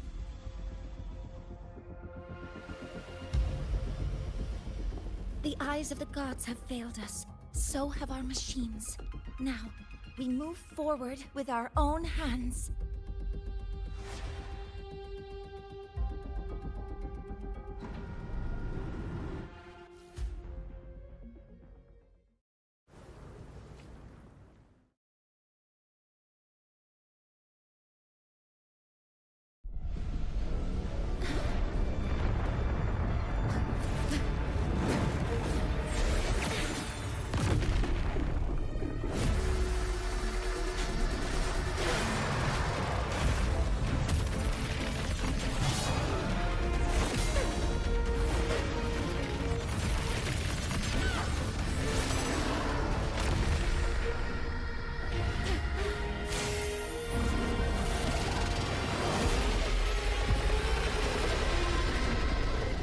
Leave it to me. As expected, the reactor drive is protected by a aggressive exoswarm acting like the immune system. It appears to actively absorb surrounding void matter to maintain the drive's stability. Contact with its cause is highly hazardous. Cautious.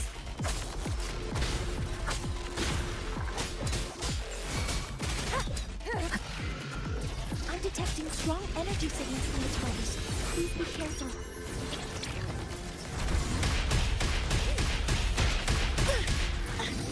Correcting stars! Hear my queries!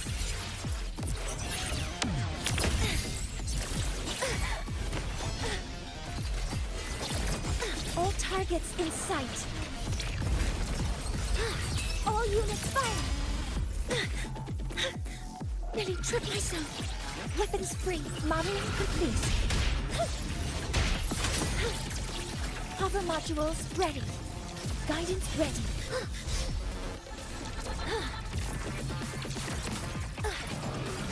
Swift and resolute.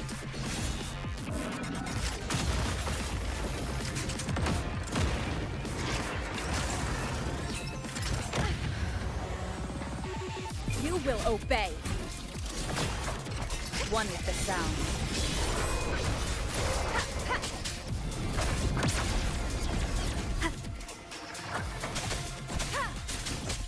Checkmate. Keep it together. One with the sound. Assuming master control. Leave initiating criticality protocol.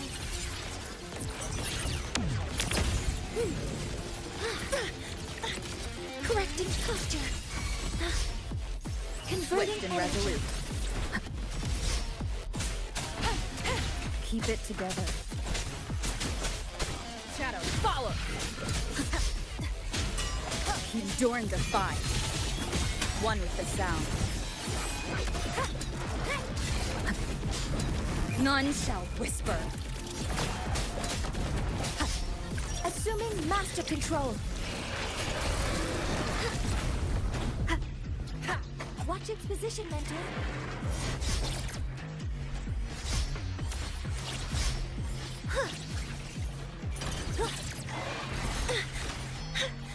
Nearly tripped myself.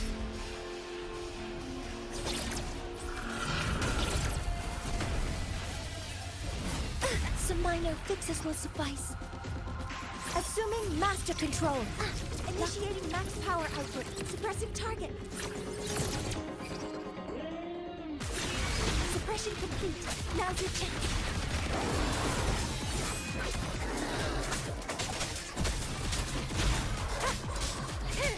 Shadow descends. Be gone.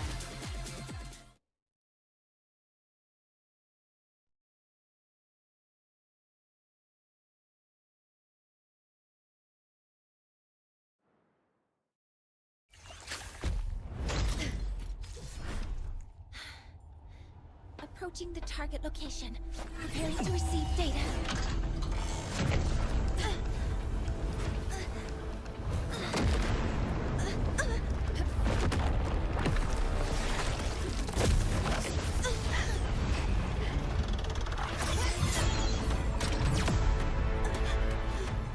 Automatic concentration is increasing. Abnormal expression detected in the reactor drive. Evacuate immediately. Repeat, evacuate immediately.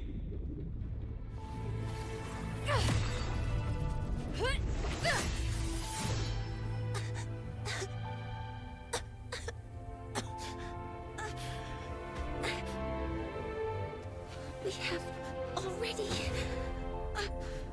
come this far.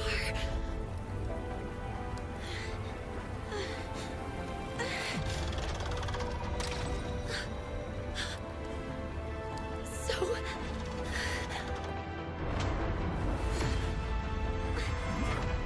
take that final step myself.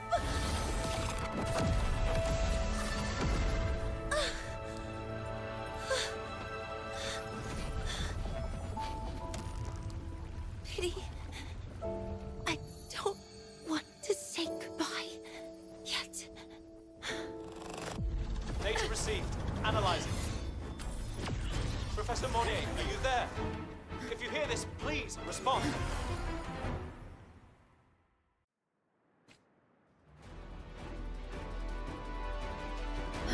That light just now. Mornier must have entered the reactor. Over. The Space Trek Collective is connected to your vehicle and will provide assistance. We can't breach Professor Monnier. You're our only hope now. Leave it to me. I'll find it.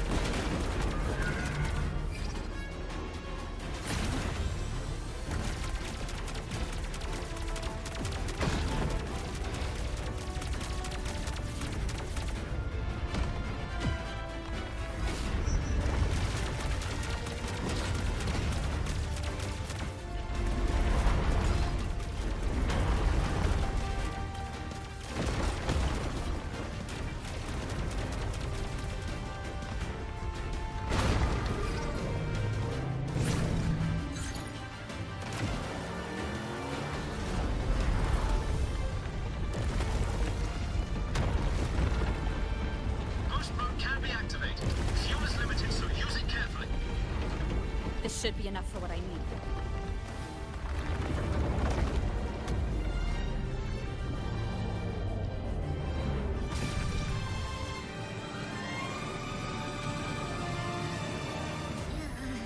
The light gets worse the closer we get.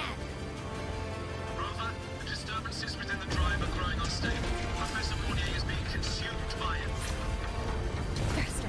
I need to move faster.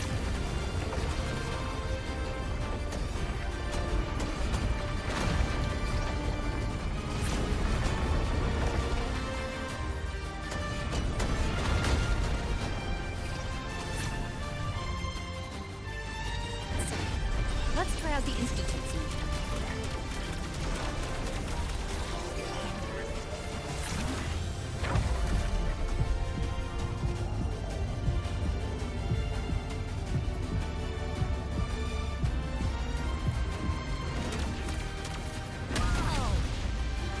Do that?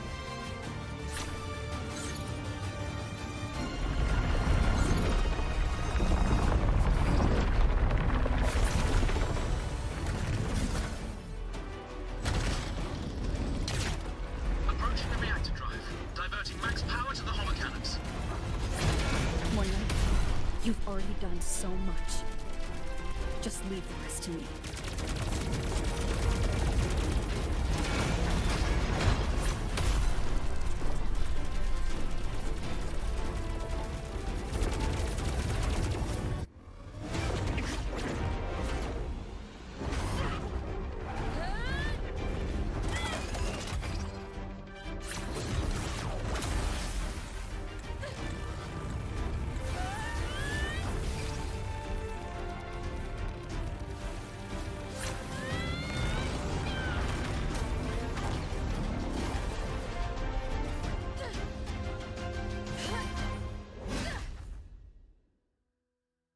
Are you leaving Lahairoi? Yes. Sometimes, only by saying goodbye can there be progress and change. After all, even if I leave, Lahairoi will still continue forward on its own feet. Isn't that right?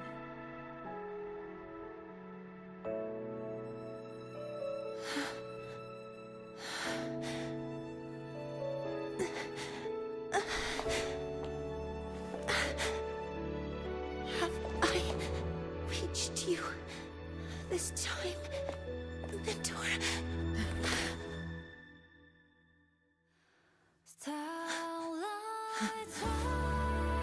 Reporting. Data analysis complete. Helios is operational again.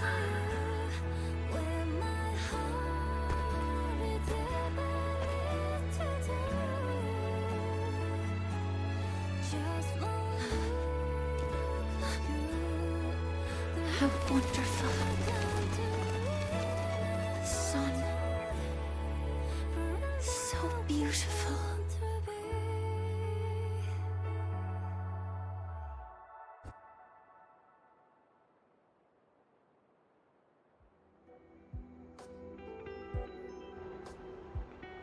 Compromise on the rules, and you compromise your safety. This is safer. Drive responsibly. Remember the vehicle code.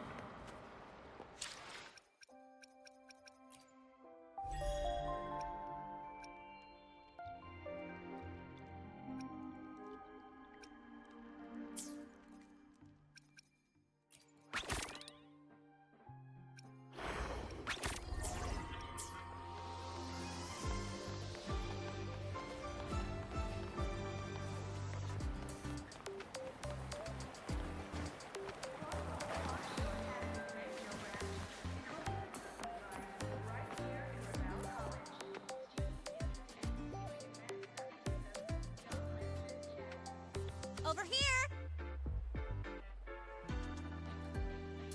First, the good news. They've crossed my name off the mental health watch list. I'm finally free! And the bad news. Since I kinda did some falsifying during the investigation, they said I breached the rules.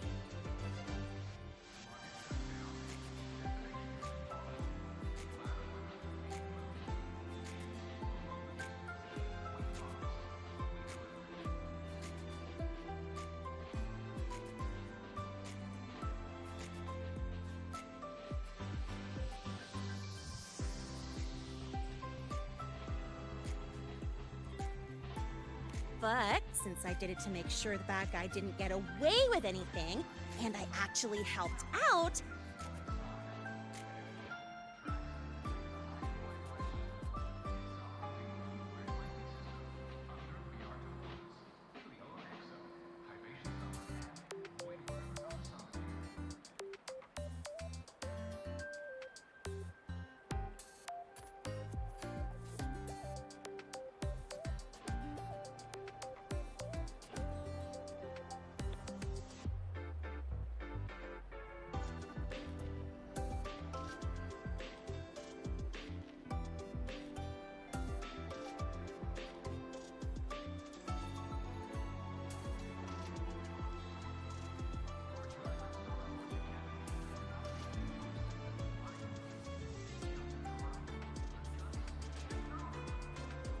the final verdict is I'll still have to stay on the mental health watch list for a while.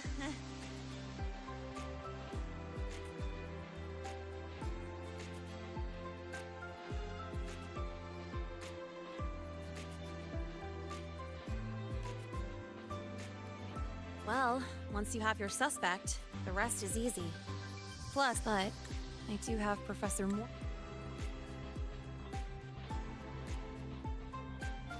Fournier to thank for sending an official email that explained everything. That's the only reason they believed me. I guess that means it'll be harder to skip her classes now.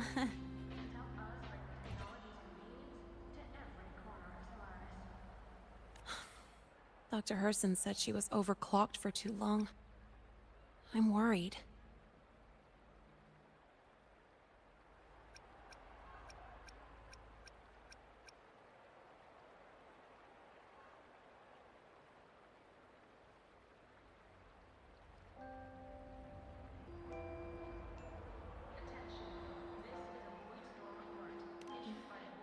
Yeah, you're right.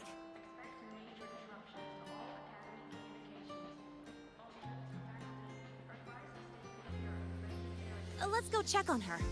I bet knowing we're thinking about her will help her bounce back faster.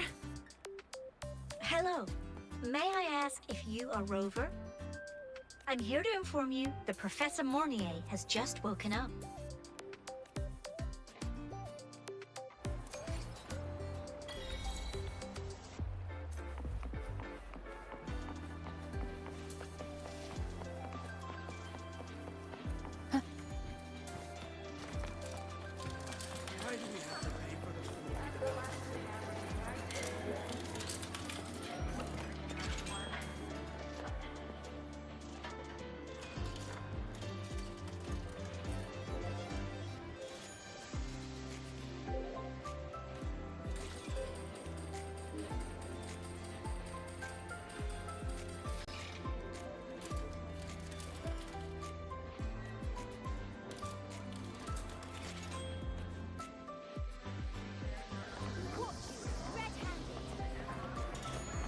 Why do we have to pay for the food we developed ourselves?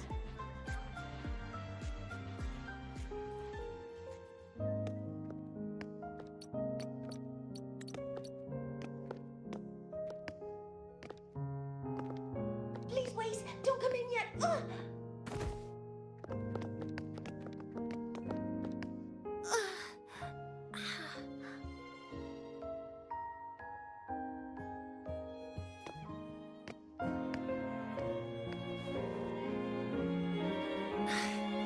Sorry. My body... I still can't move like I normally do. I've gone through rehab before, and it's been a while since this happened. Don't worry. I can handle this much on my own.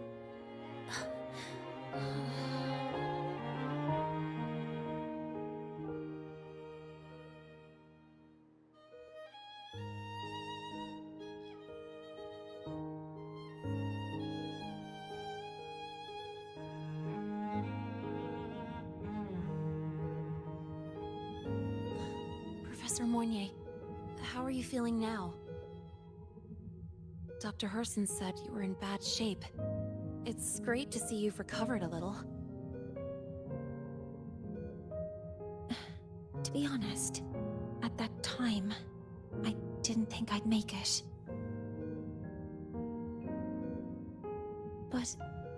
But when I was drifting in and out of consciousness, I thought I saw a girl within a light blue ring. A light blue ring?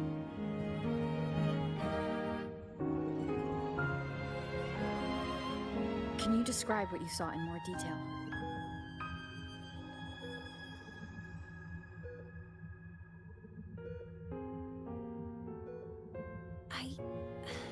I can't be sure, but I think she protected me. It sounds like the girl Mornier saw is the same one I encountered when I first got to Lahairoi. She's able to go up against the Threnodian herself, and appear in the reactor drive. She's connected with the Exostrator and the Threnodian, in ways we still don't fully understand. Figuring out who she is, and what happened to her, will be the next big task. Rover? Rover! Hey! Stop spacing out! To celebrate Professor Mornier waking up and the crisis being averted, don't you think we should...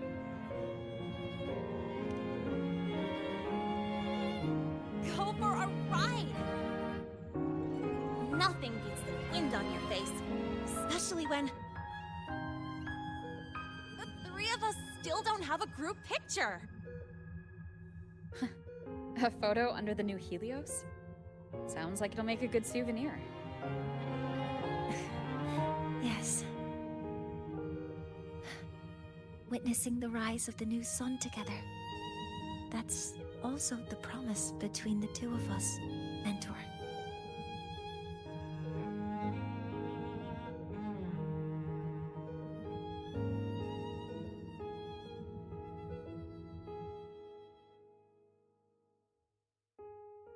Let's go.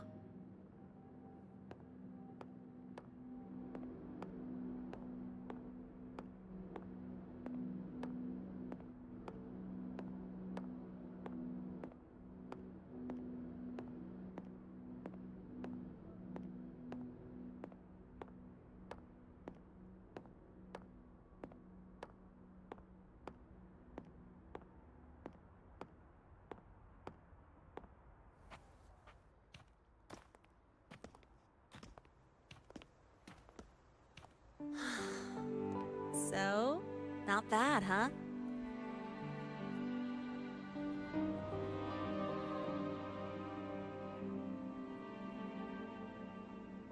Back in the day, whenever I was stressed about the future, hanging out here always made me feel a little better. Look, now we can just enjoy the breeze without a care in the world. I used to think that when I saw this view, I'd cry because my wish would be fulfilled.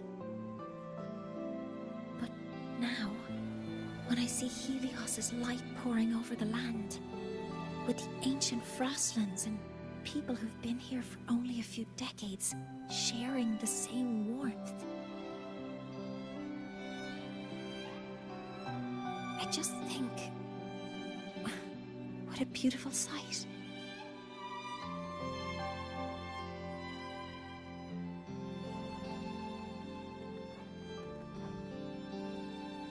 Well, let's scream that from the rooftops! To freedom! To civilization. To new beginnings.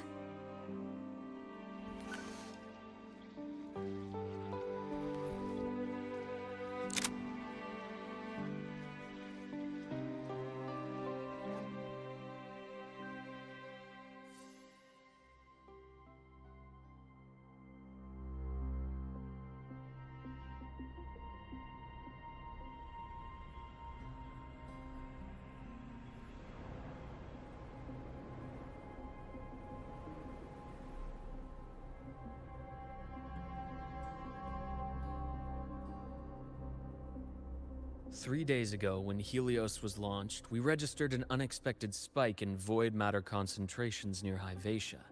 It interfered with the launch. We're still unsure what triggered the surge. But after comparing the waveforms with the device Professor Mornier brought back, we suspect it was an artificially induced void, and we found you unconscious close by. Dr. Herson, I really can't remember anything. You can relax. Professor Lucilla has already given you the clear. You're not a suspect. I'm just here for protective oversight, acting as your personal bodyguard, you might say. Aren't you the campus doctor? And you're here to protect me? The doctor's duty, isn't it? But there is one thing I need your testimony on. Before you fainted, who did you see? Good day, gentlemen. Hyvatia's routine maintenance has been completed. I'll be on my way.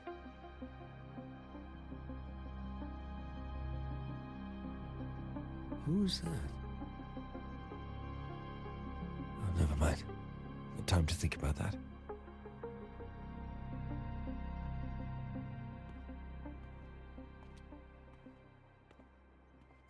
Dr. Herson, the Academy's review committee thinks that what I've said is unbelievable. But if you're willing to trust me... Before I passed out, I saw... myself.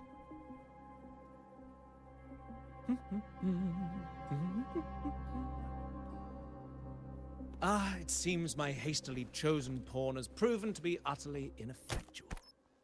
It appears I'll have to add the final flourish to push the story to its climax. But no matter, no matter. I'll simply chalk this up as a poor judgment call. A band of fools who enacted a farce. Such a pity, though. With this piece expended, the chapter where the girl forms her bond with a Threnodian must be delayed. But that is a tale to be savored later, right?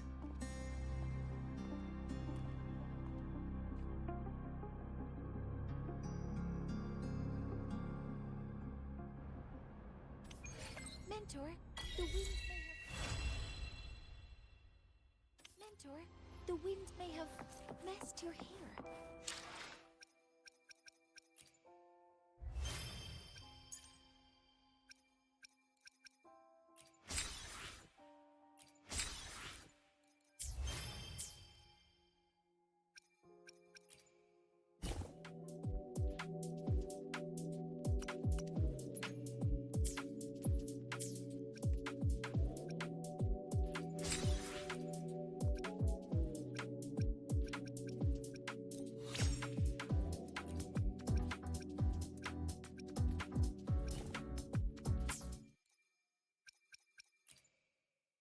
Let me be there for everyone, as we head toward our shared future, leaving the past behind.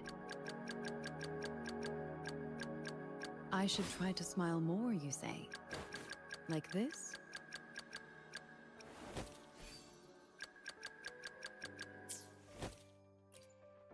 Let me be there for everyone, as we head... Mentor, the wind may have messed your hair.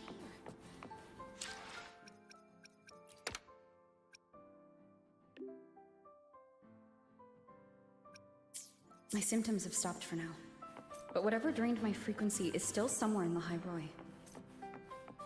The only thing I haven't surveyed yet is the exostrider out in the Frostlands. The Roya's Trying myth likely mentions it. This lecture could be my chance to find a clue.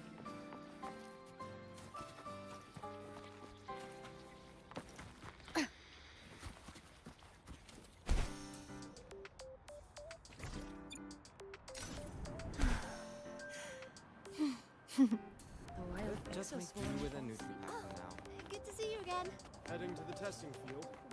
Be careful. Relax, I'm off duty today. I've got better things to worry about.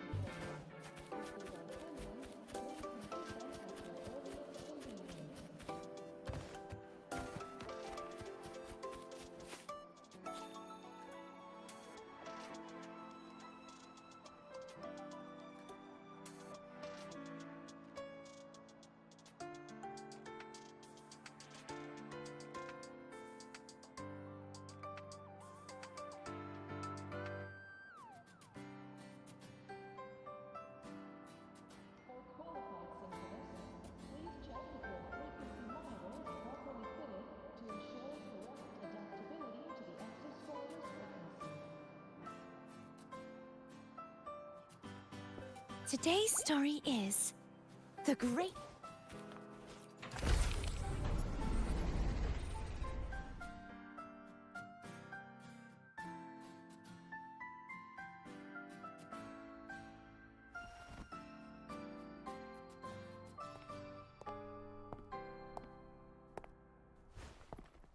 Now, we reach the second epoch of the Royan Trine myth, the Sacred Reactor Epoch.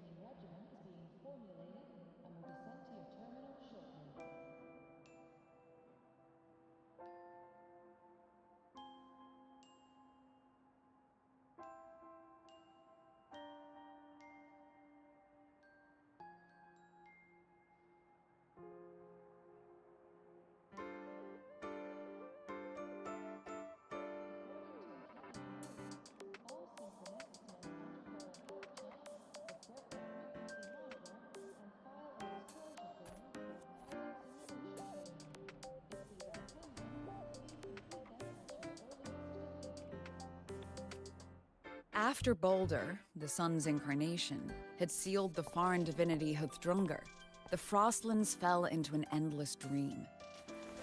Assistant Navora, would you continue?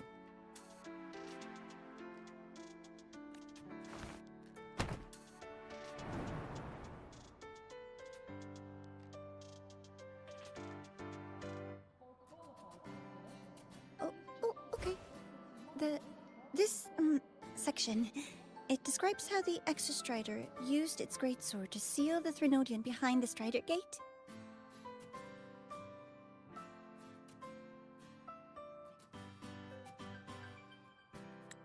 The records say both the Exostrider and the Threnodian traveled through the Strider Gate to reach Lahai Roy.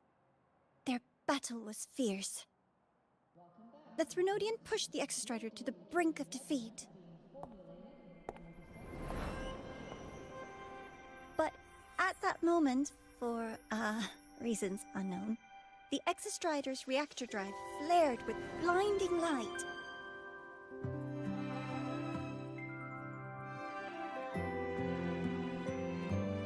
And it found the strength to raise its sword and seal the Threnodian away.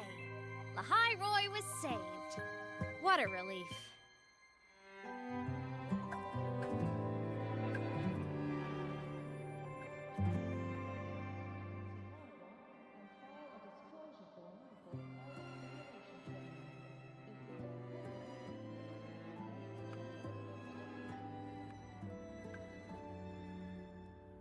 Hi. Nice to meet you. I'm Imeth from Rebel College, same as you. First time seeing you in class. Trying to collect credits from all 4 departments? That's ambitious. Welcome to the academic quagmire. Imeth, I've been looking for you. I never got the chance to thank you. Thank me? The day the Eye of the Threnodian appeared, you drove it back and saved me. Did I? Sorry, I don't remember that. She doesn't sound like she's lying. Then how...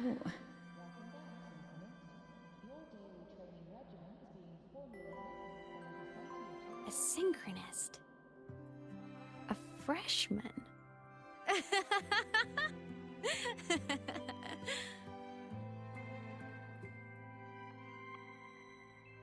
What's so funny? Oh, don't mind me. I'm just not used to seeing you like this. I mean, look at you. Something's missing, though. Oh, I know! A uniform! The Academy still hasn't issued you one? They're painfully slow sometimes.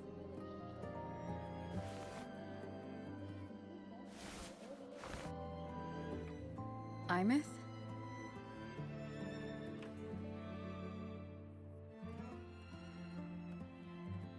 I have to go.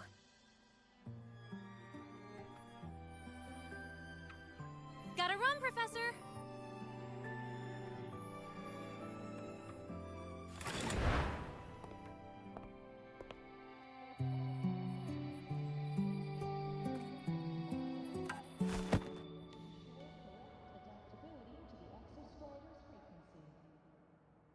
Rover, let's try to channel that enthusiasm into listening. Do come see me in my office after class, okay?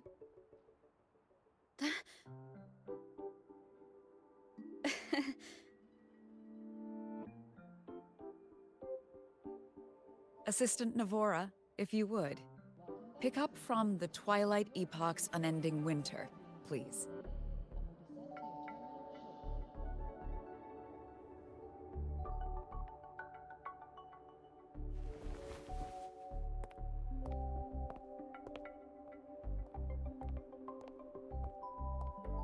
Zagrika, could you come to the library with me? Okay. Hey, did you notice the new student? The one who kept talking to herself during class?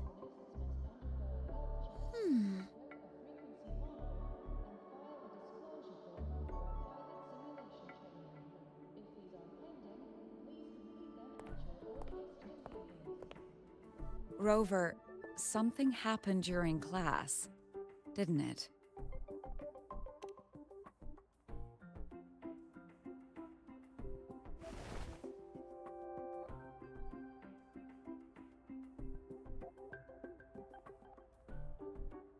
So a girl named Imeth just got up and left the lecture hall.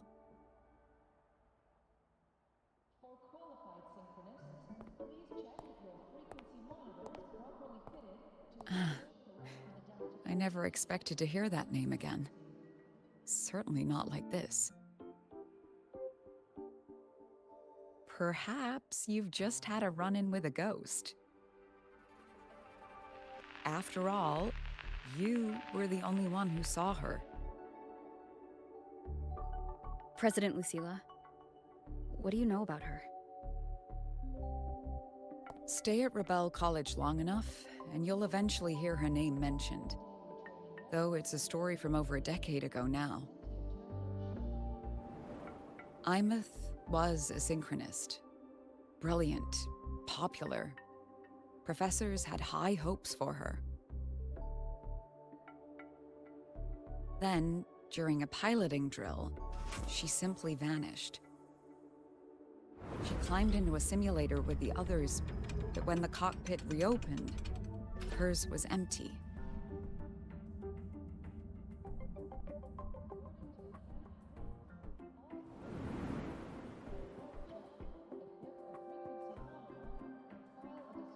Intrigued? Want to go find her?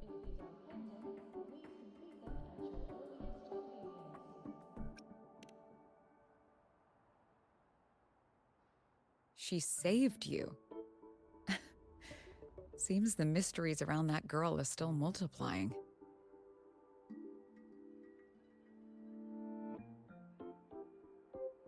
To see someone who vanished years ago, presumed dead, lingering around the academy.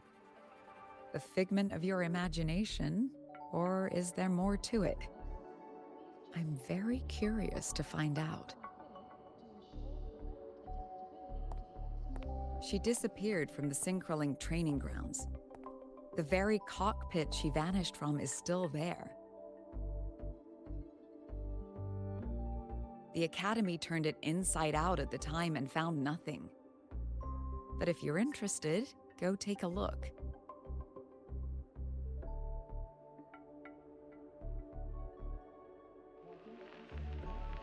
I expect you'll dig up some new surprises for us.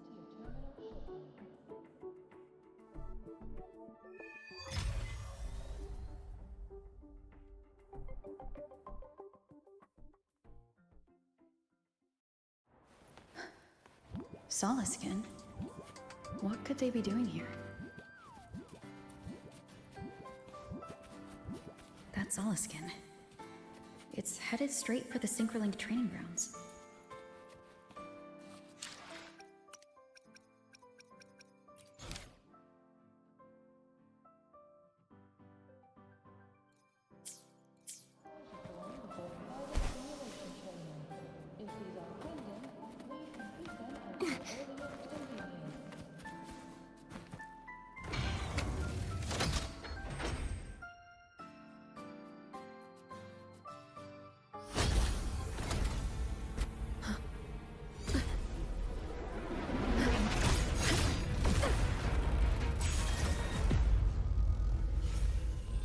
frequency loss. It's getting worse.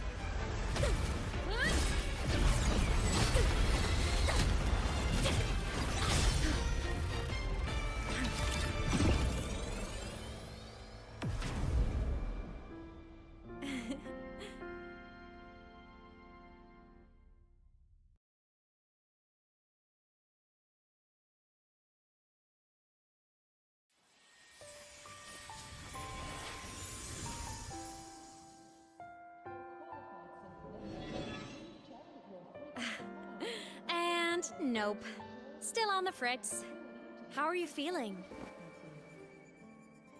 I'm okay. After that mech flew off, I felt less of my frequency bleeding out. That mech's frequency felt like the presence from the rift back in Honami City.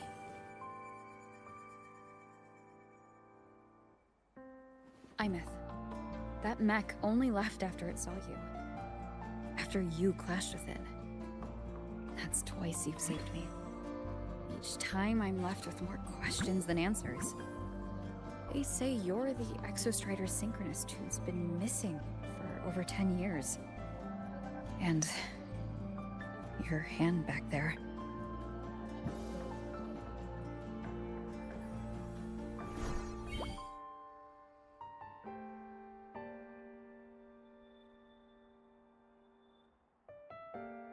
Me? I'm not the Exostrider Synchronist now. I'm its Resonator. I just died first. Call me a digital ghost.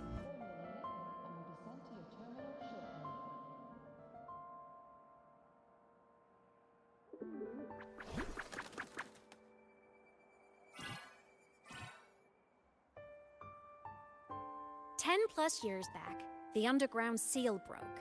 The Threnodian on the other side of the Strider Gate was about to swallow Lahai Roy. I was still a student. My sync with the Exostrider hadn't hit 100% yet. But there was no other choice. The Exostrider was still sleeping. So I had to do something unorthodox. So you overclocked yourself to try to resonate with it? Yup. Impressive, right? I woke the big guy up. If only for a second. The seal held. The crisis averted. Everyone I cared about, they made it out okay. But it was too much for me. My body couldn't take it and got totally torn apart. So yeah, I died. But I'm still here, just floating around. I've been a little invisible. Well, a lot invisible. To everyone until you.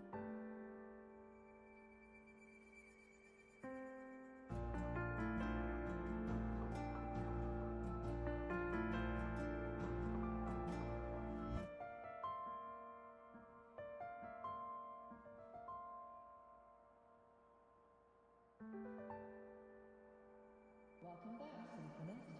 Your daily training regimen is being formulated and will be sent to your terminal shortly.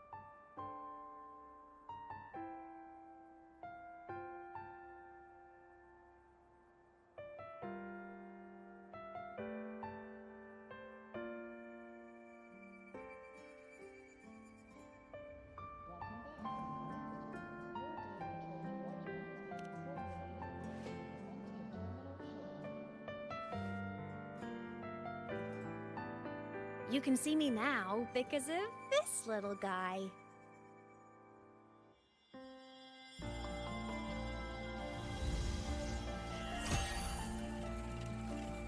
The Exostrider's reactor core. My existence is kinda tethered to it now. Think of it as my heart. Even as a digital ghost, I never stopped trying to pull myself back together, to get back to reality. There's something I gotta do, and I gotta be the Exostrider's true resonator to see it through. But our resonance started with an overclock. The power I got was unstable from the get-go. I've spent years building it back up with this core. The Solaskin have been my little helpers too. Then, not long ago, you ended up with it. That became your backstage pass to seeing me. Not long ago. You mean when the reactor drive fell? Bingo! Since then, the core has become energy stored inside you. This is the first time I managed to make it solid. Took me a bit to figure out the trick.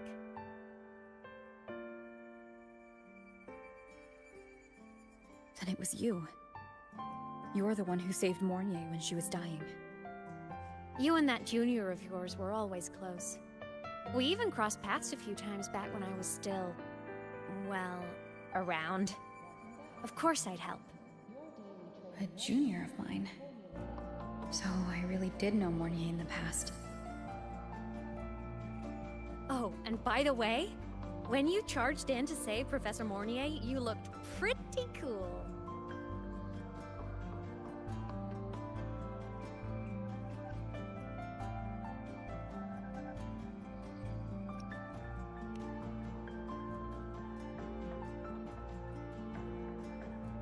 All right, no more teasing. But I mean it. No matter what, you always choose to save. And to me, that's the coolest thing in the world. The most beautiful. Anyway, back to business. The reactor core is tied to Sigillum. That's the mech that attacked you. It's like those void worms you fought. Made mostly of Exostrider parts, but corrupted. Contaminated by Threnodian void matter. Sigillum stole a chunk of my power. That threw a wrench in my whole reassembling myself project. Now it's after the core too. Since Sigillum holds this piece of the Exostrider's power, it can't be killed completely as long as the Exostrider and I exist. Now, it can only be me who stops it. And since just touching the thing makes your frequency drain, taking it down should plug your leak too. Plus, I get my power back. Win-win. But see what it's doing to me? Even with you holding the core, I keep flickering in and out. 1 second I can touch you, the next I'm fading right through. So annoying. So will you help? You've got the core, and the reactor drive is wrecked. I can't do this alone.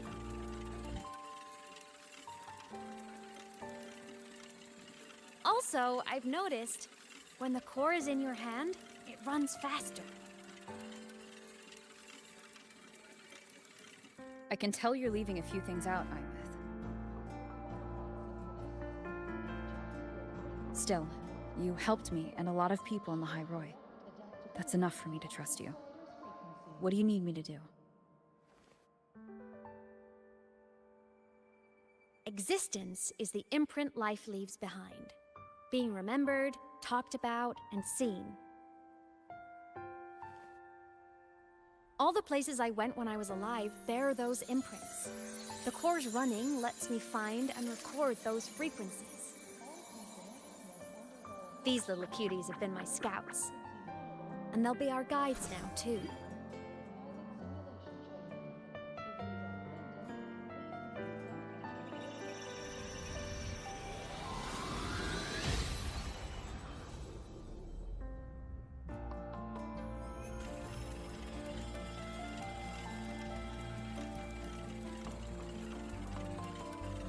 Pretty easy, huh?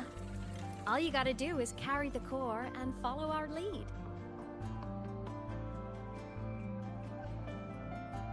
I'll do it. Alrighty. Thanks in advance, study buddy.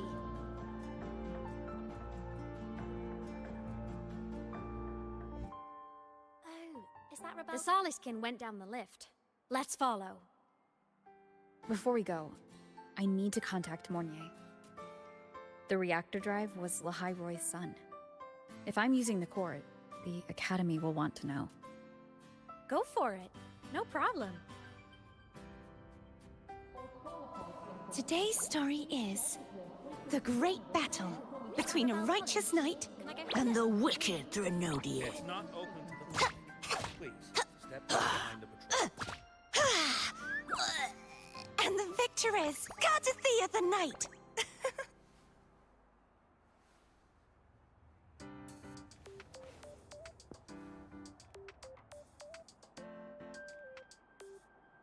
Oh, is that Rebel College?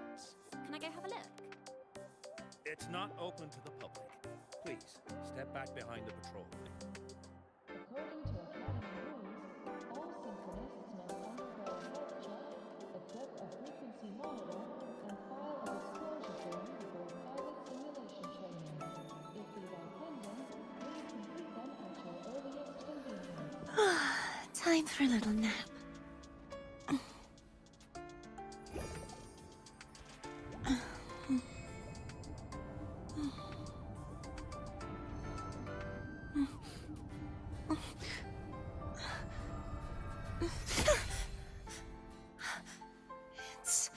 It's just a dream. Welcome back, synchronist. Your daily training regimen is being formulated and will be sent to your terminal shortly.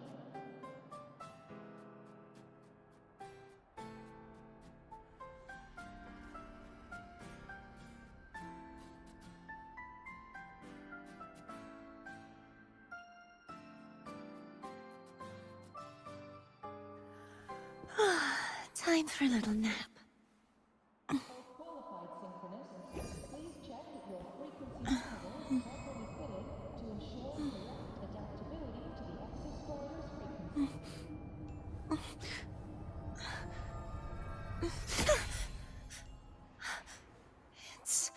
It's just a dream.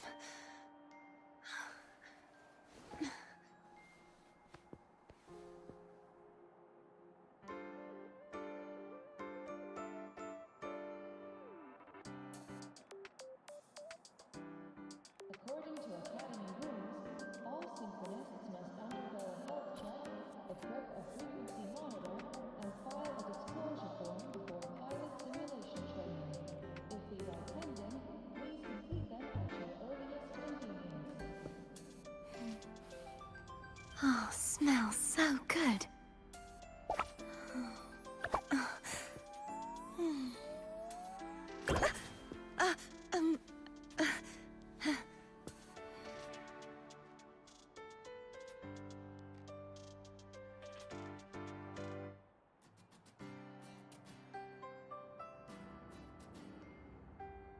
Welcome back, synchronist. Your daily training regimen is being formulated and will be sent to your terminal shortly.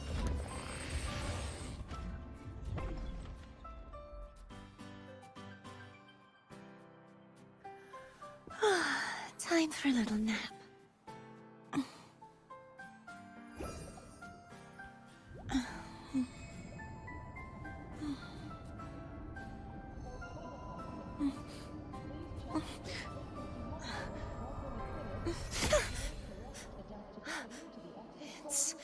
It's just a dream.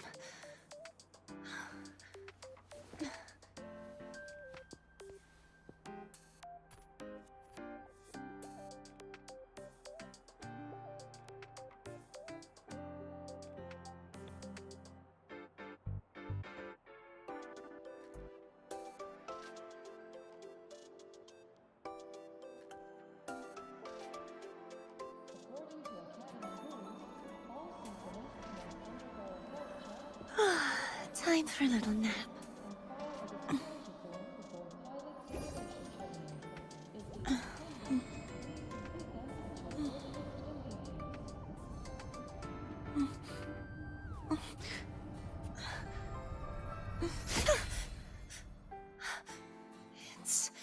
It's just a dream.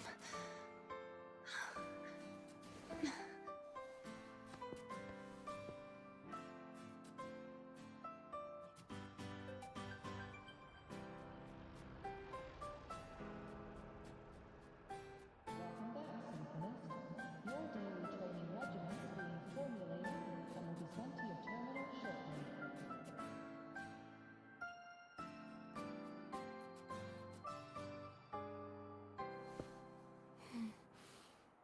Oh, smells so good.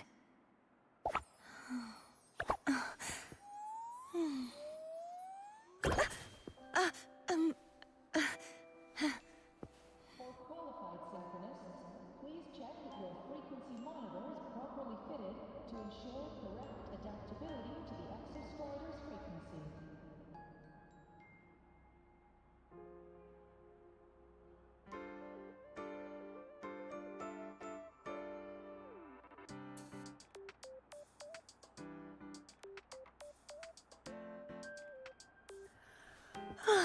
Time for a little nap.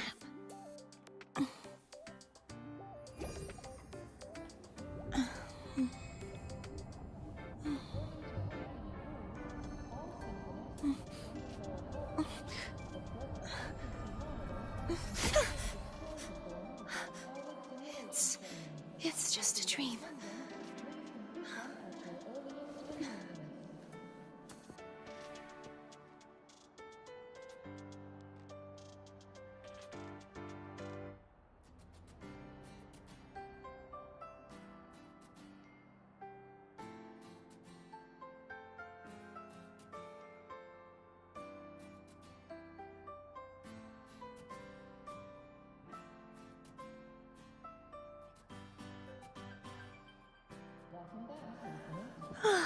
Time for a little nap.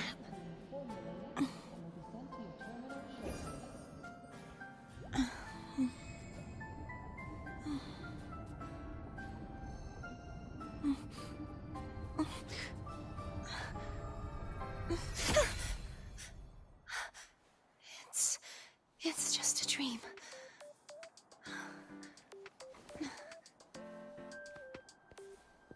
For qualified synchronists, please check that your frequency monitor is properly fitted to ensure correct adaptability to the exostrider's frequency.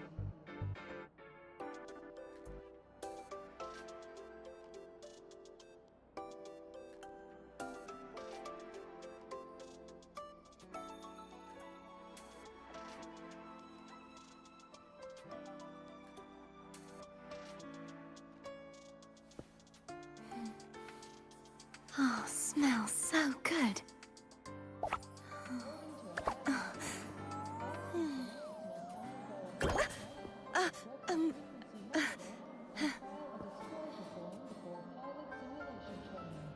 If these are pending, please complete them at your earliest convenience.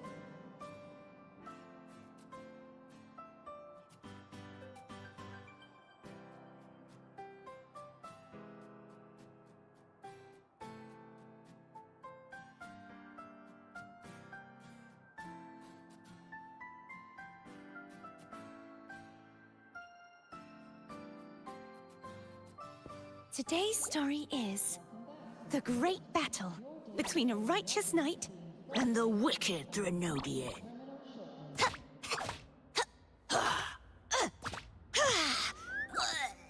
And the victor is Cartathea the Knight.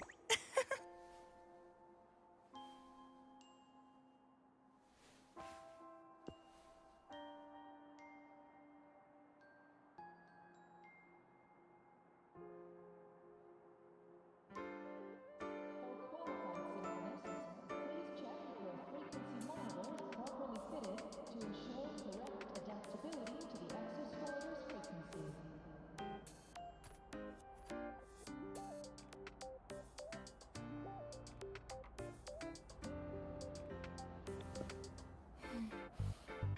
Oh, smells so good.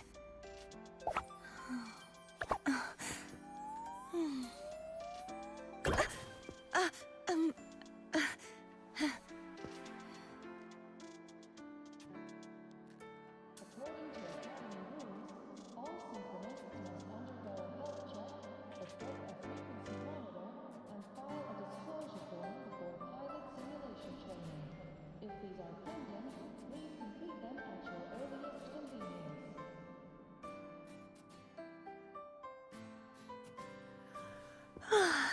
Time for a little nap.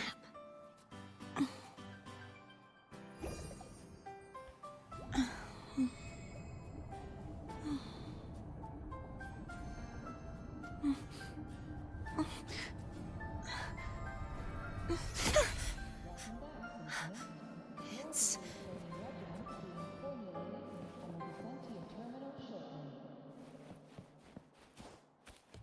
Want to go to the cafeteria for lunch together?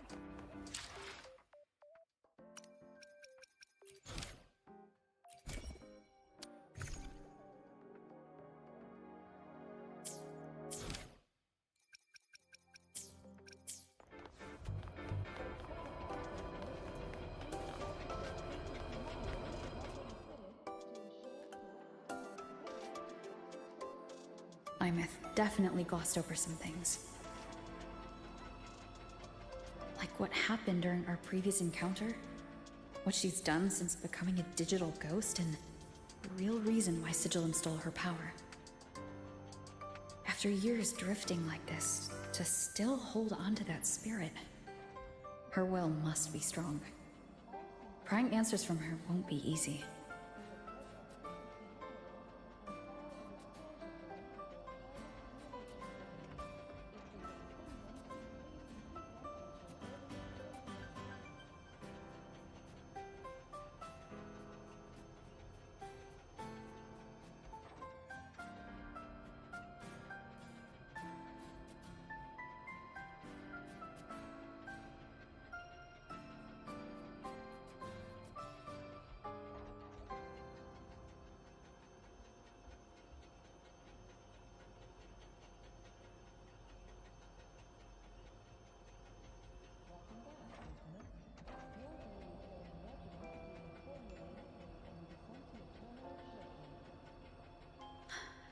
I'll bide my time. The right moment will come. Has something happened, Mentor? I see. So the reactor drive's core survived the crash.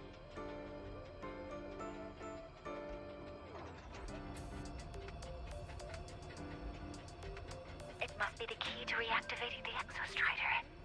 Of course, then the official stance is that it be returned. Star Torch Academy and the Roya would both agree on that.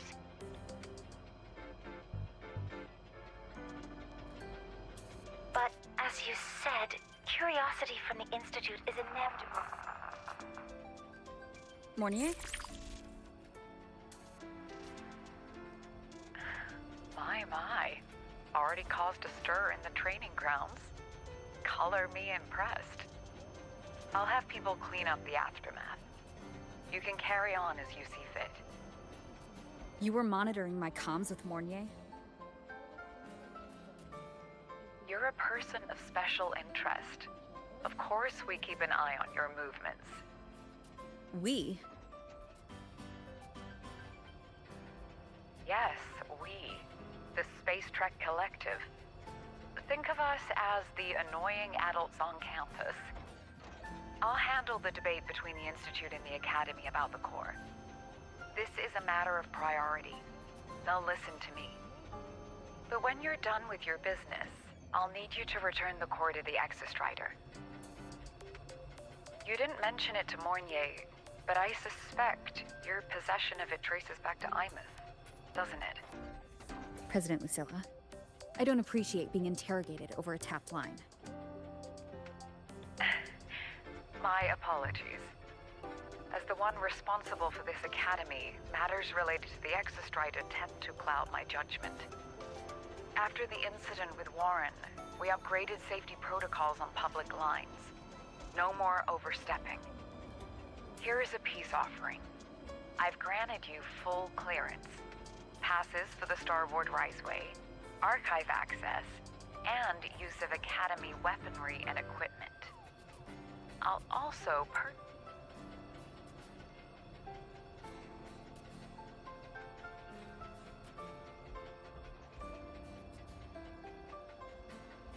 How's that, Rover?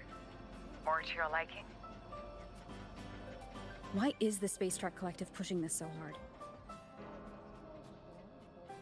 You should know. You have a past in Lahiroy, and you have some kind of connection with the Exostrider.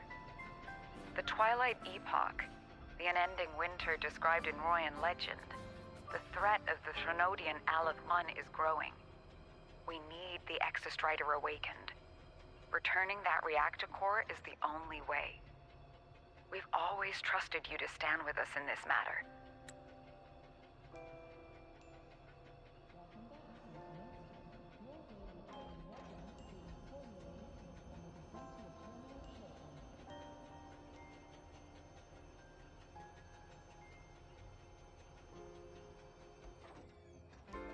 You know where to find me if you need anything, Rover. And my door is always open if you just want to talk. The Solace Camp is leading us to the auditorium first.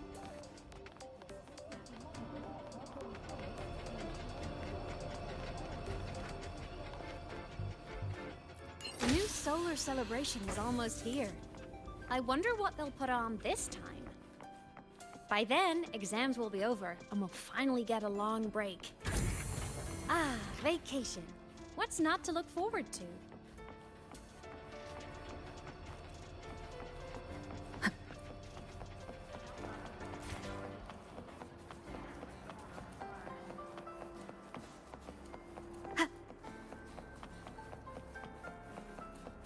Wind guide me. Told you! There are tons of Fleet Snowfluff fans at the Academy! I just hope the fan meeting goes smoothly. Oh, hello. Are you here for the Fleet Snowfluff fan meeting? The venue is still being set up, but... She's a singer! A campus legend! She's only released online, but she's super popular! But her site hasn't been updated in over 10 years. She posted one last demo, and then... nothing. Don't be such a downer! Maybe she just graduated and moved on to bigger things. Probably never showed her face to keep her life private. Doesn't matter. We still have her music. Here, even if you're not a fan, you should give her a listen. I'm new here, but even I was hooked when I first heard her songs.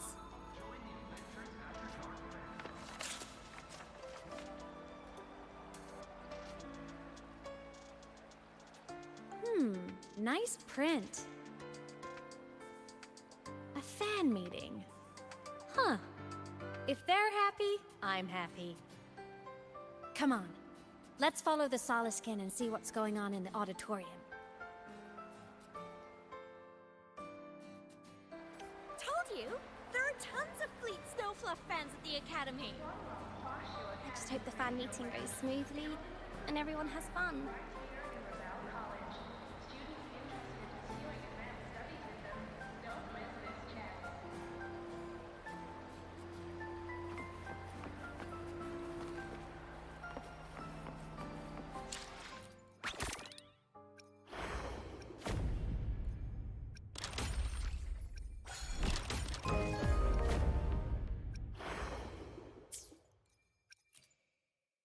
Let me be there for everyone, as we head toward our shared future, leaving the past behind.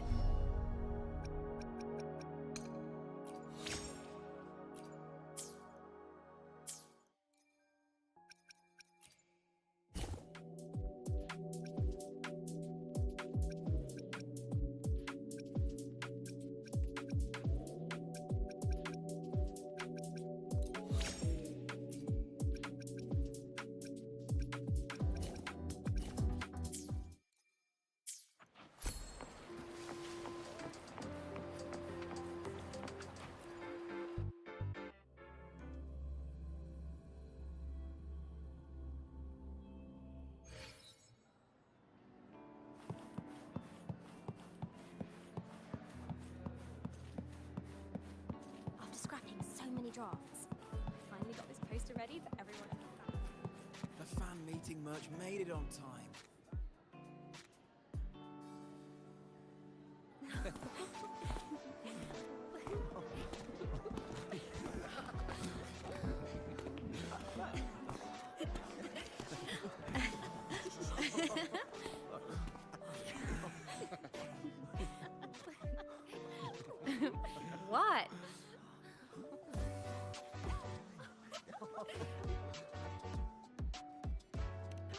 Oh, just a habit of mine. Waving, chatting, going to class. It makes me feel like I'm still alive.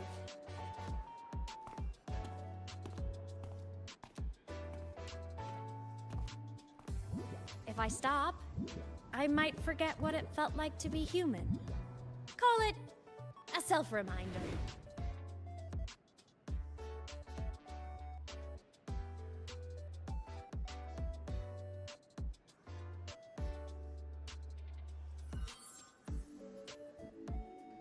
Fleet Snowfluff? Yep, that's me. But don't say my alias out loud. It's embarrassing. So you weren't just a synchronist. You had a whole other life here. Just one of my many hobbies. I was into photography, gaming, movie nights with friends. Figured you only get to be a student for a few years. And I wasn't the ambitious researcher type. I wanted to soak it all up while I could. I tried a little bit of everything. I just wanted a happy, carefree life.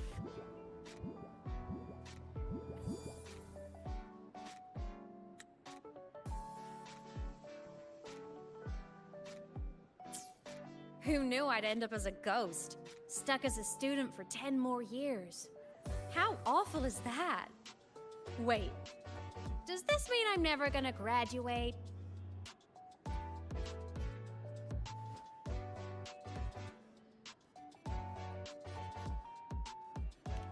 Hope so. Guess everyone needs something to hold on to. It's good to have a little hope. But I have to say, it's really moving to hear people talk about my songs after all this time.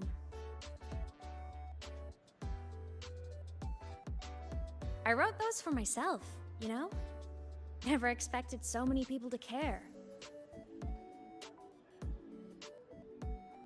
But if they made someone feel something, joy, pain, anything, that makes me really happy.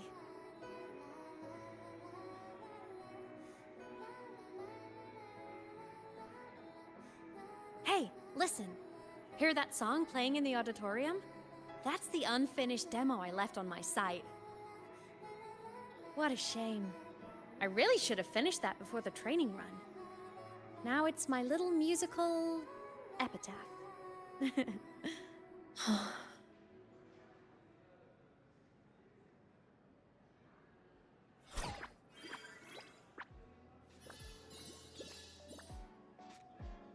Let's go.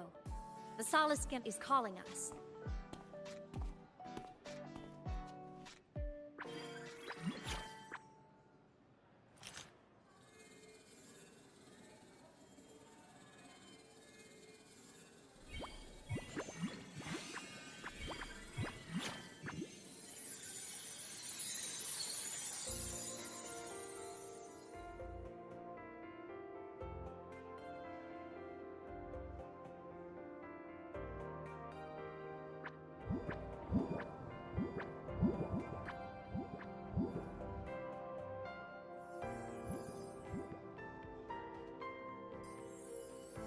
Is that the student rep from Rebel College?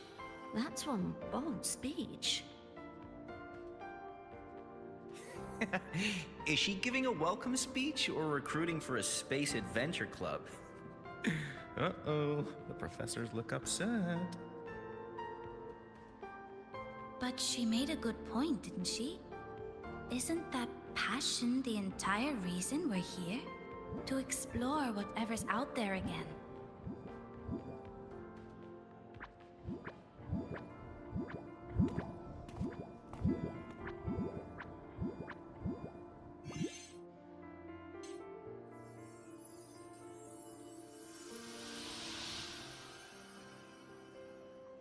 Imeth, right?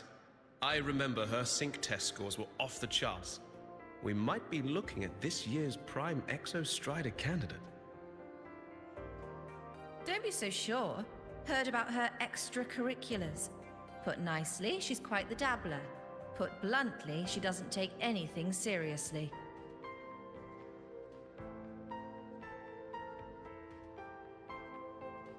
potential is still potential. She's brilliant. She just needs guidance.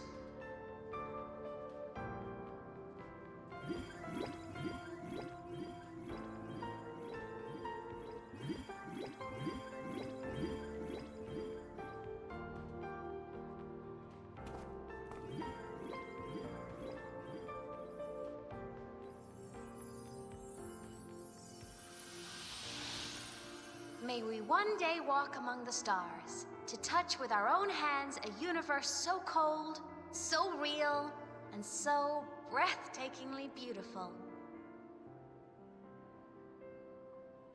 That's all from me. If I keep going, my credits this year might be in danger.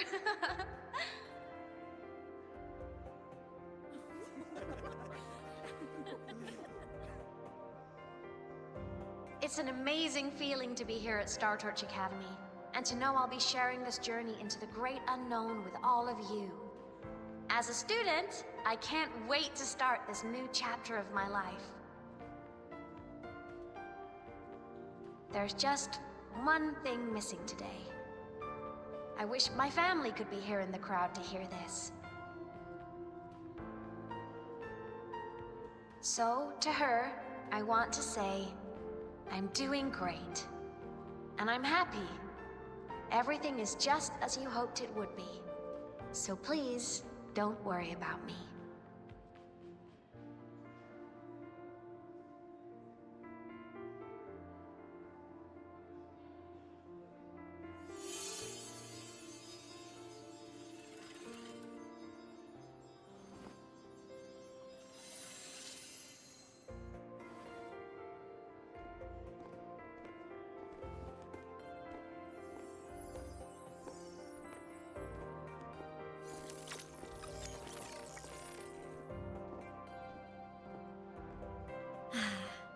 Looking back, I really do miss those days.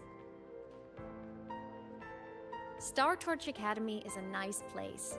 I mean, I caused my fair share of trouble, but the professors never turned me away from lectures. You saved the Hyroi, Imeth, but you paid for it with your future. And no one even knows. Maybe a little. But it's fine. Loneliness doesn't kill. Besides, I still have plenty to keep myself busy with. I wish I could have been there. At graduation. To hug my friends and wish them all the happiness in the world.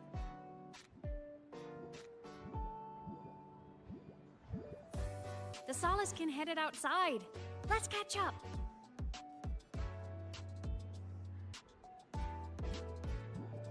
If it's leaving the campus, it's probably going to the Frostlands. Right, we'll need to take the Starward Riseway. That place above the sword? Yes, a frozen, silent plain, white with endless snow. The place where the Exostrider finally sank into slumber.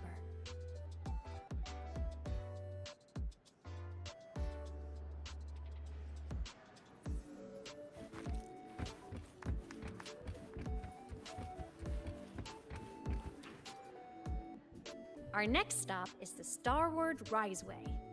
Are you ready?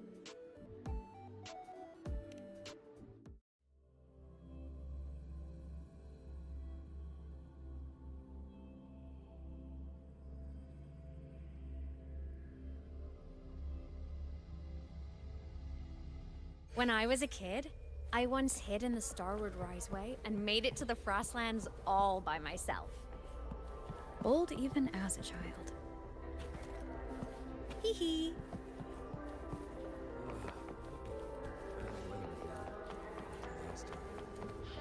Everyone confirm you've got everything. Relax.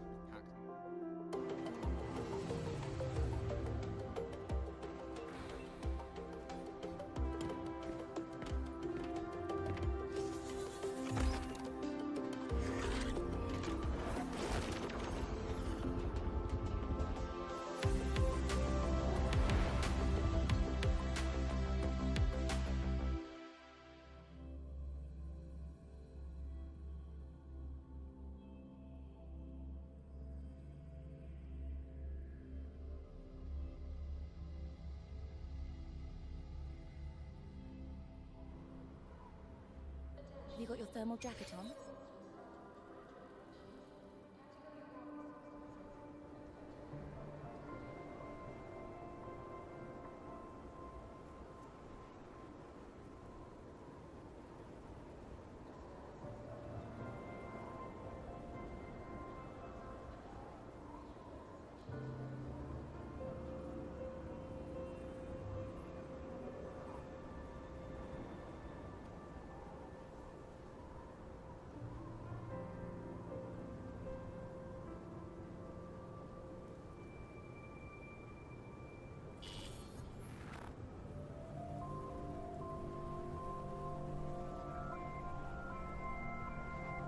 Cold?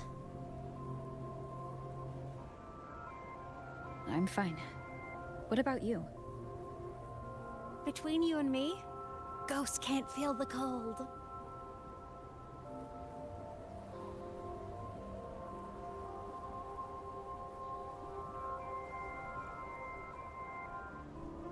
The snow. It's so beautiful. What a coincidence to run into you here.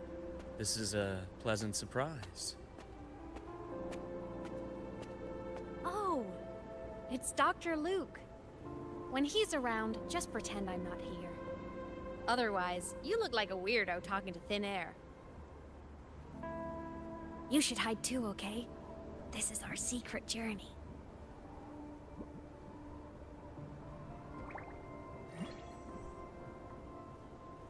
You know him? He's the school doctor. All the students know him. I didn't super well, but I do know that he's been in Lehigh Roy for a long time, and you can trust him. You came to the Frostlands for the Exostrider?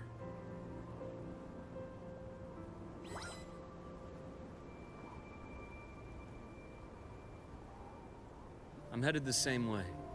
I've got to check in on some researchers stationed out here on long-term fieldwork. Having a guide might make the trip a little easier. What do you say?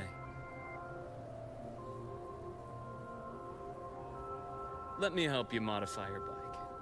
There are quite a few waterways, and its current setup might not handle them well.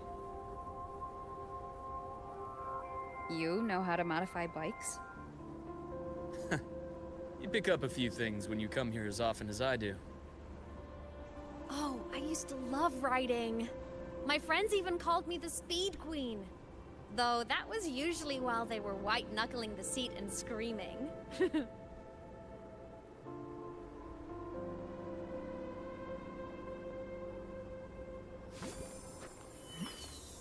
Look at this place. Hard to believe it, but years ago, all of this was a lush green forest. Back then, the Roya were nomads, the true natives of Lehigh Roy, who walked in step with nature itself. Was it the lament that changed it into Frostlands? Yes, it triggered a magnetic pole shift. From then on, Lehigh Roy became the new pole. But a lament wasn't the only cataclysm stirring back then.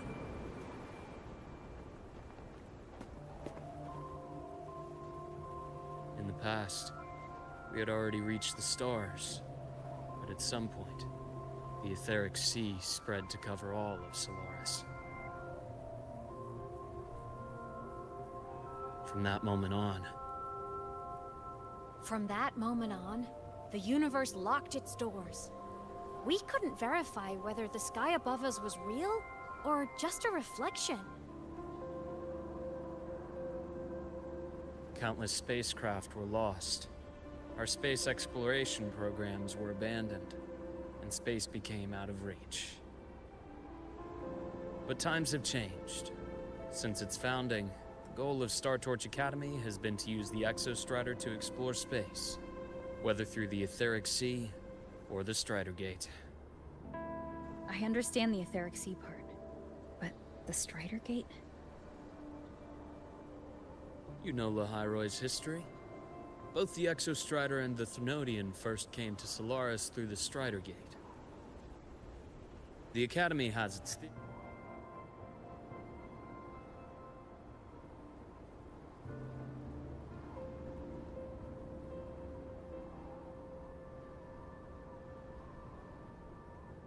theories, but here are two you might find interesting. The Strider Gate is a gateway to outer space, and Aleph 1 is a Threnodian alien to Solaris.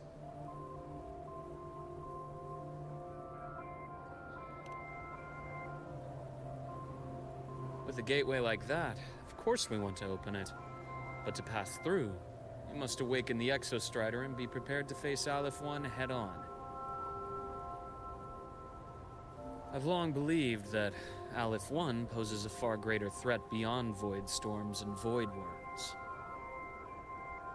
With other Threnodians, we can at least glean clues of their nature from their places of origin and the civilizations they emerge from. But Aleph 1... our knowledge remains blank.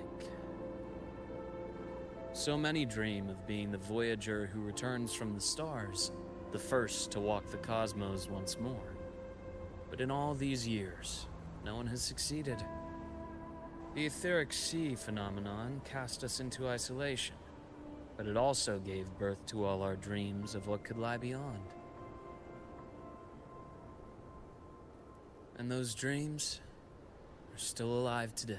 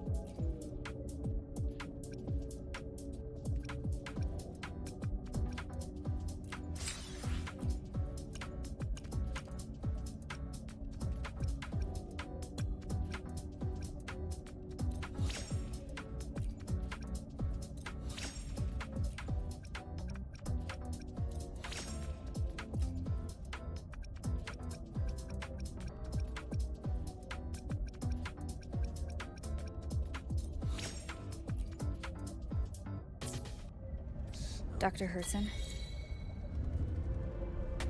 Just call me Luke. It has a nicer ring to it, no? Then, Luke, you asked about my feelings on the Academy. What about yours? How long have you been here? About 20 years. I was a traveler before that, seeing what Solaris had to offer.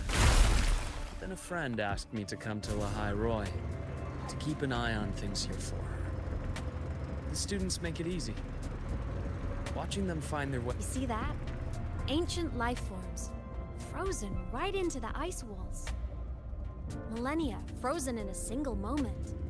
Preserved so perfectly you could almost see what they used to be. To be stuck like this forever. Kind of miserable, don't you think?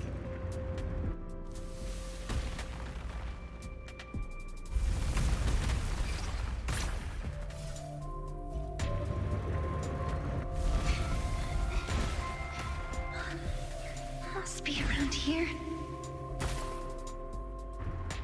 Someone's ahead.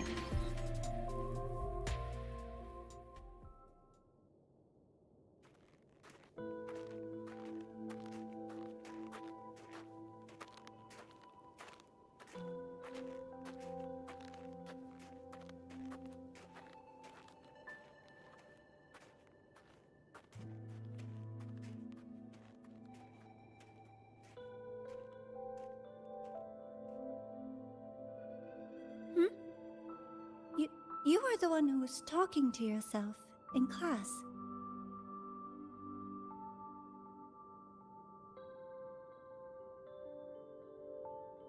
Whoopsies! Oh, and Dr. Herson. You are traveling together? Did the Academy greenlight a new field trip? Just my routine checks on the field researchers. Rover here has their own business to attend to, but we're headed the same way.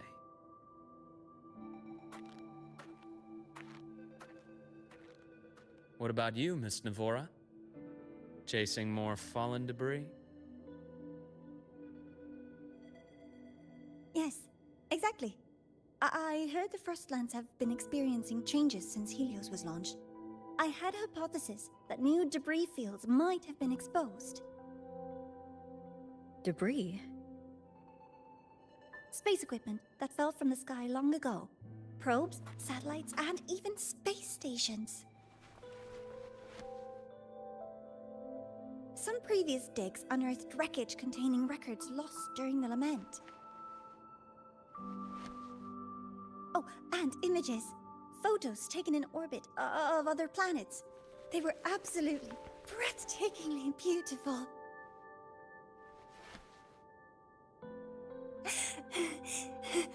Oh, sorry. I got carried away.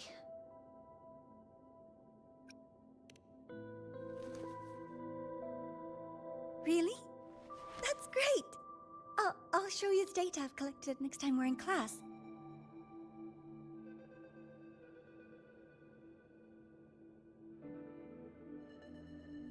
The universe. What secrets is it hiding behind all those infinite stars? I really want to know.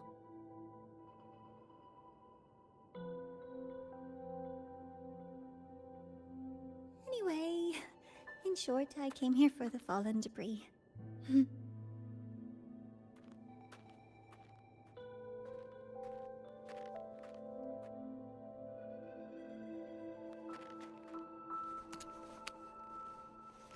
The data on the instrument shows there's a high chance that close by... Huh?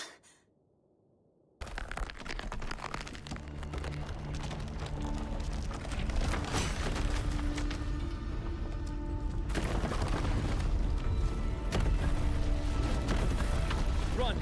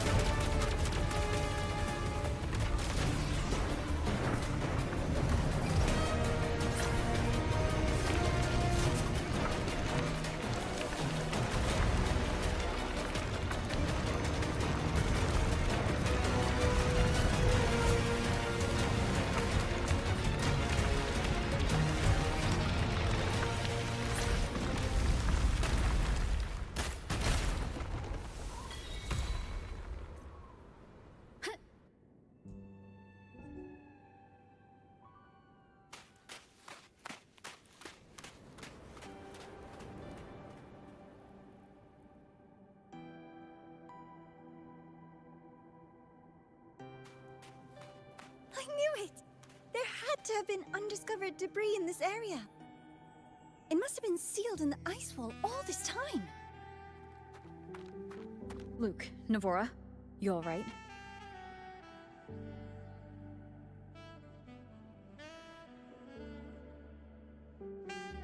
Oh, I'm good. Perks of being a ghost, you know? I'm so sorry. It's my fault for putting everyone in danger. The collapse was an accident. We're all, but the way we came in is completely blocked. Scaling that ice wall? It's too high. Too risky. I've contacted the Academy. They're sending a rescue team. Once Navor...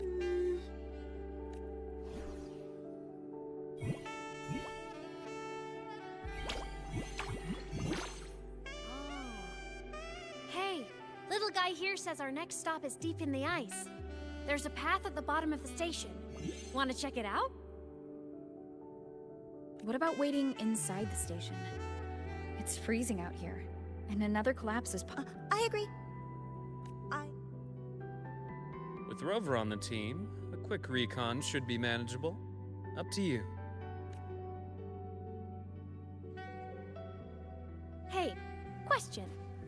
Before you came to Lahai Roy, did you do this kind of thing a lot? What do you mean? Like traveling with a crew, seeing the sights, stumbling into trouble, then going your separate ways. Like a classic road trip movie, you know?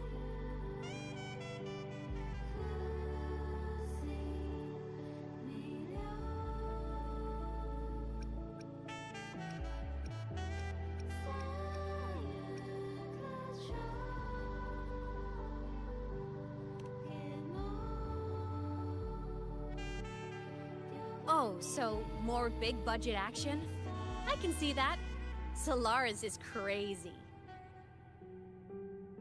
Looks like this time I get a co-starring role. Amazing! Let's keep going, study buddy.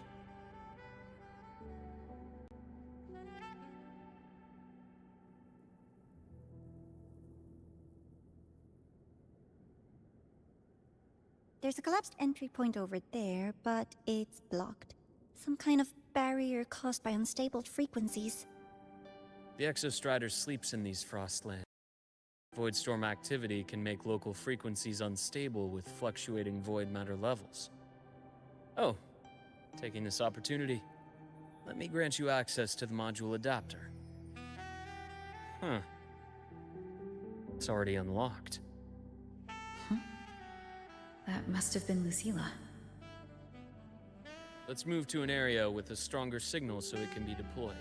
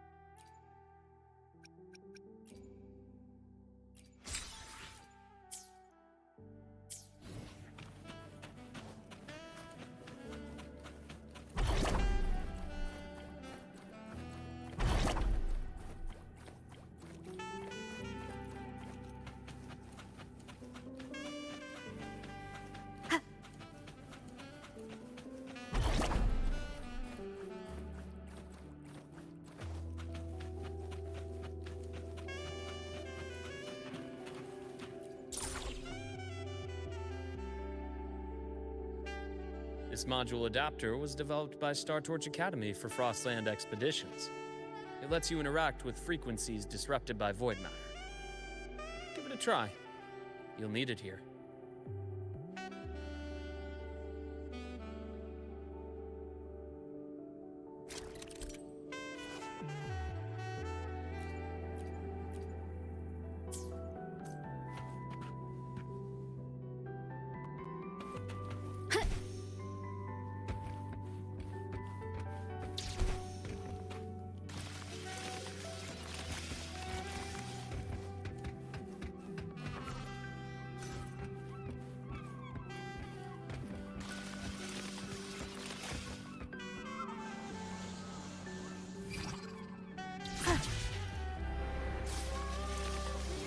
Compared to other debris fields, this station is in much better shape.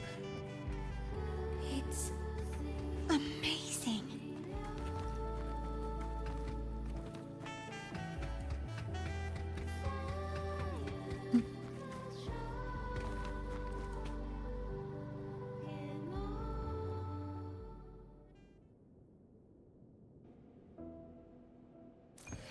Back in Mount Firmament, I saw characters like this. They belonged to the court of Savante. But I still can't make out what it's saying.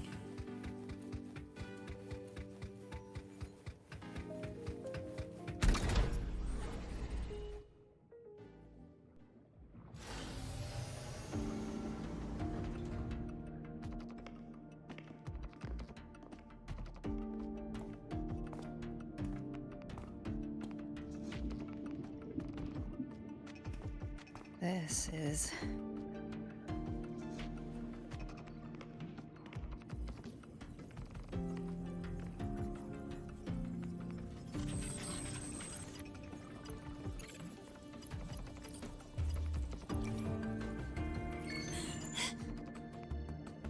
Welcome aboard the Skyark. I'm Wenlu, your guide for today's tour. Teachers, please stay with your assigned groups and ensure this one-day tour goes smoothly.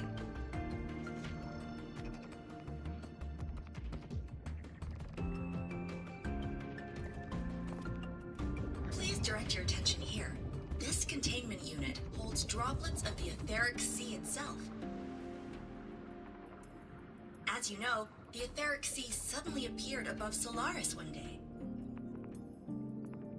During that initial event, the court of Savante briefly glimpsed a figure of a white-haired woman. She vanished in an instant, leaving countless puzzles in her wake. What is the etheric sea? What does it do? And why does it appear? The court of Savante conducts research here at Skyark to seek answers to these questions. Next, please scan your clearance with the system and follow me in an orderly manner. We will now proceed to the central deck. Awaiting us is this station's most significant breakthrough, a mass relay device powered by a stabilized sample. A sample of the etheric sea? If it's part of the fallen debris, can it be? This research started before the phenomenon first appeared? Oh my, this is an absolutely incredible discovery! Thank my lucky stars I came to the Frostlands today. That guide was probably a hologram frozen in the system's memory. Huh. Those brilliant minds in the Institute will be wetting themselves over this. One-day tour, huh? From the way she spoke, the visitors must have been school kids. Guess hopping a shuttle into orbit wasn't a big deal back then. The containment unit looks custom-made too. Transporting those samples safely would have been a massive logistical operation. Huh. Court of Savante Space Station. This is an exceptionally rare find.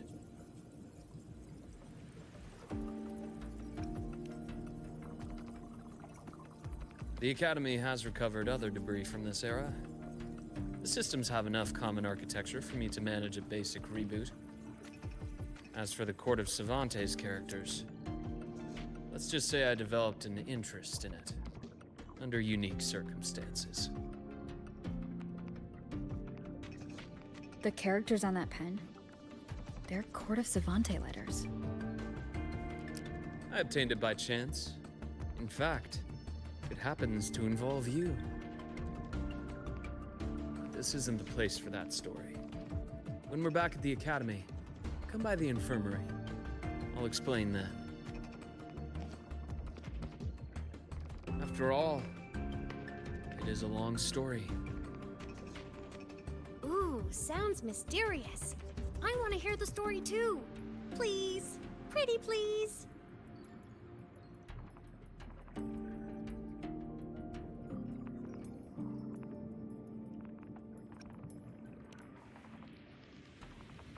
Fair point. Don't forget I can even sneak into your terminal. Everyone, this way, please. The visitor registration system is here.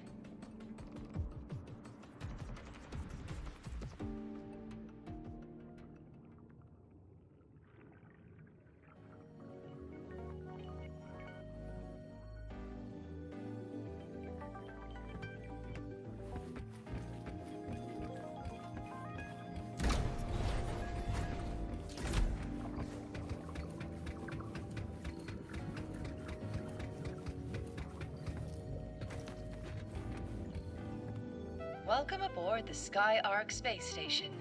It's an honor to share this vessel of knowledge with you as we journey across the stars.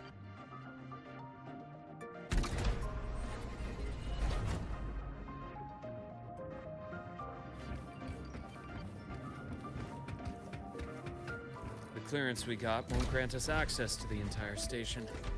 We'll need to register again later. Also, while the hull looks intact, the system is reading several parameters in the red. It could be the etheric sea's droplets affecting the surroundings, spreading through the station.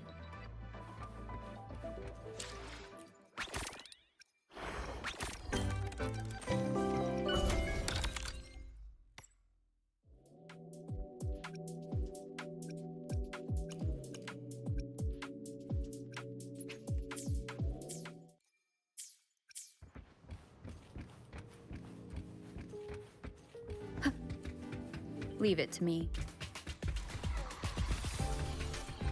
Sounds come for. Hopefully this helps. Ha!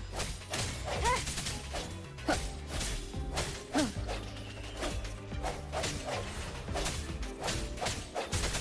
No hesitation.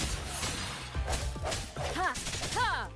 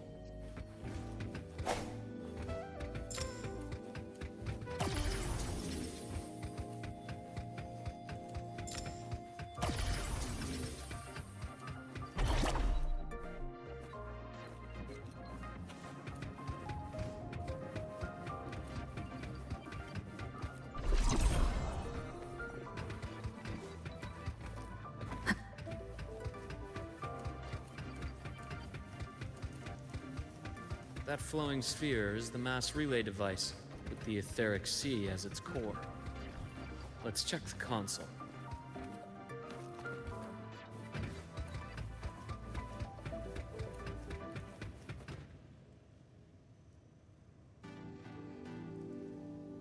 With the droplets dispersed, some space station sectors have become unstable. This mass relay device shares the same origin as the droplets. It can stabilize them and also punch a corridor to other sectors. Incredible that it has such capabilities.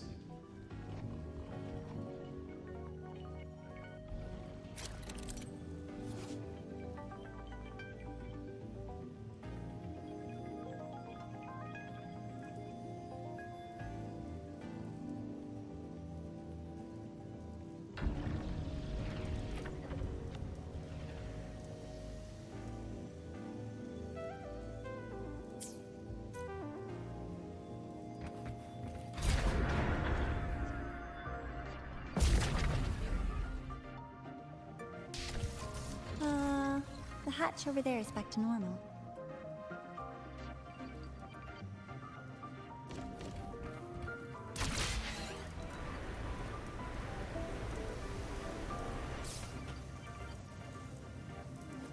Interesting. Feels different from how I usually move.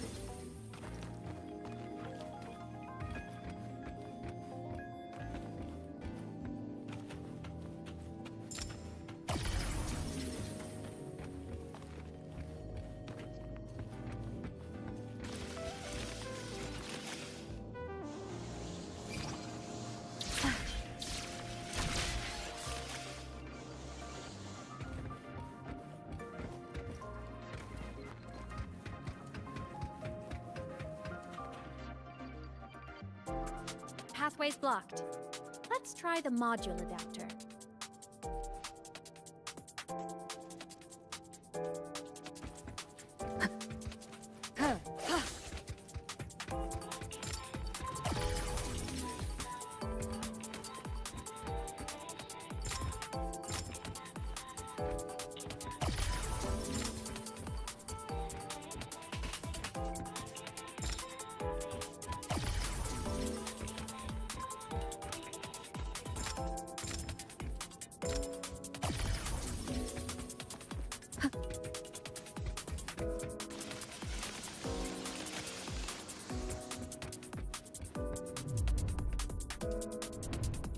Here. Hello? Digital Ghost, remember? Hacking this is easy. Welcome to I Me Math.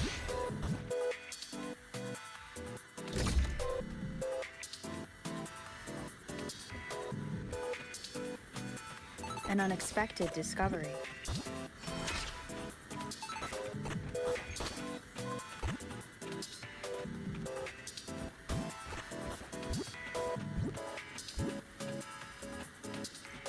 Remnants of the past.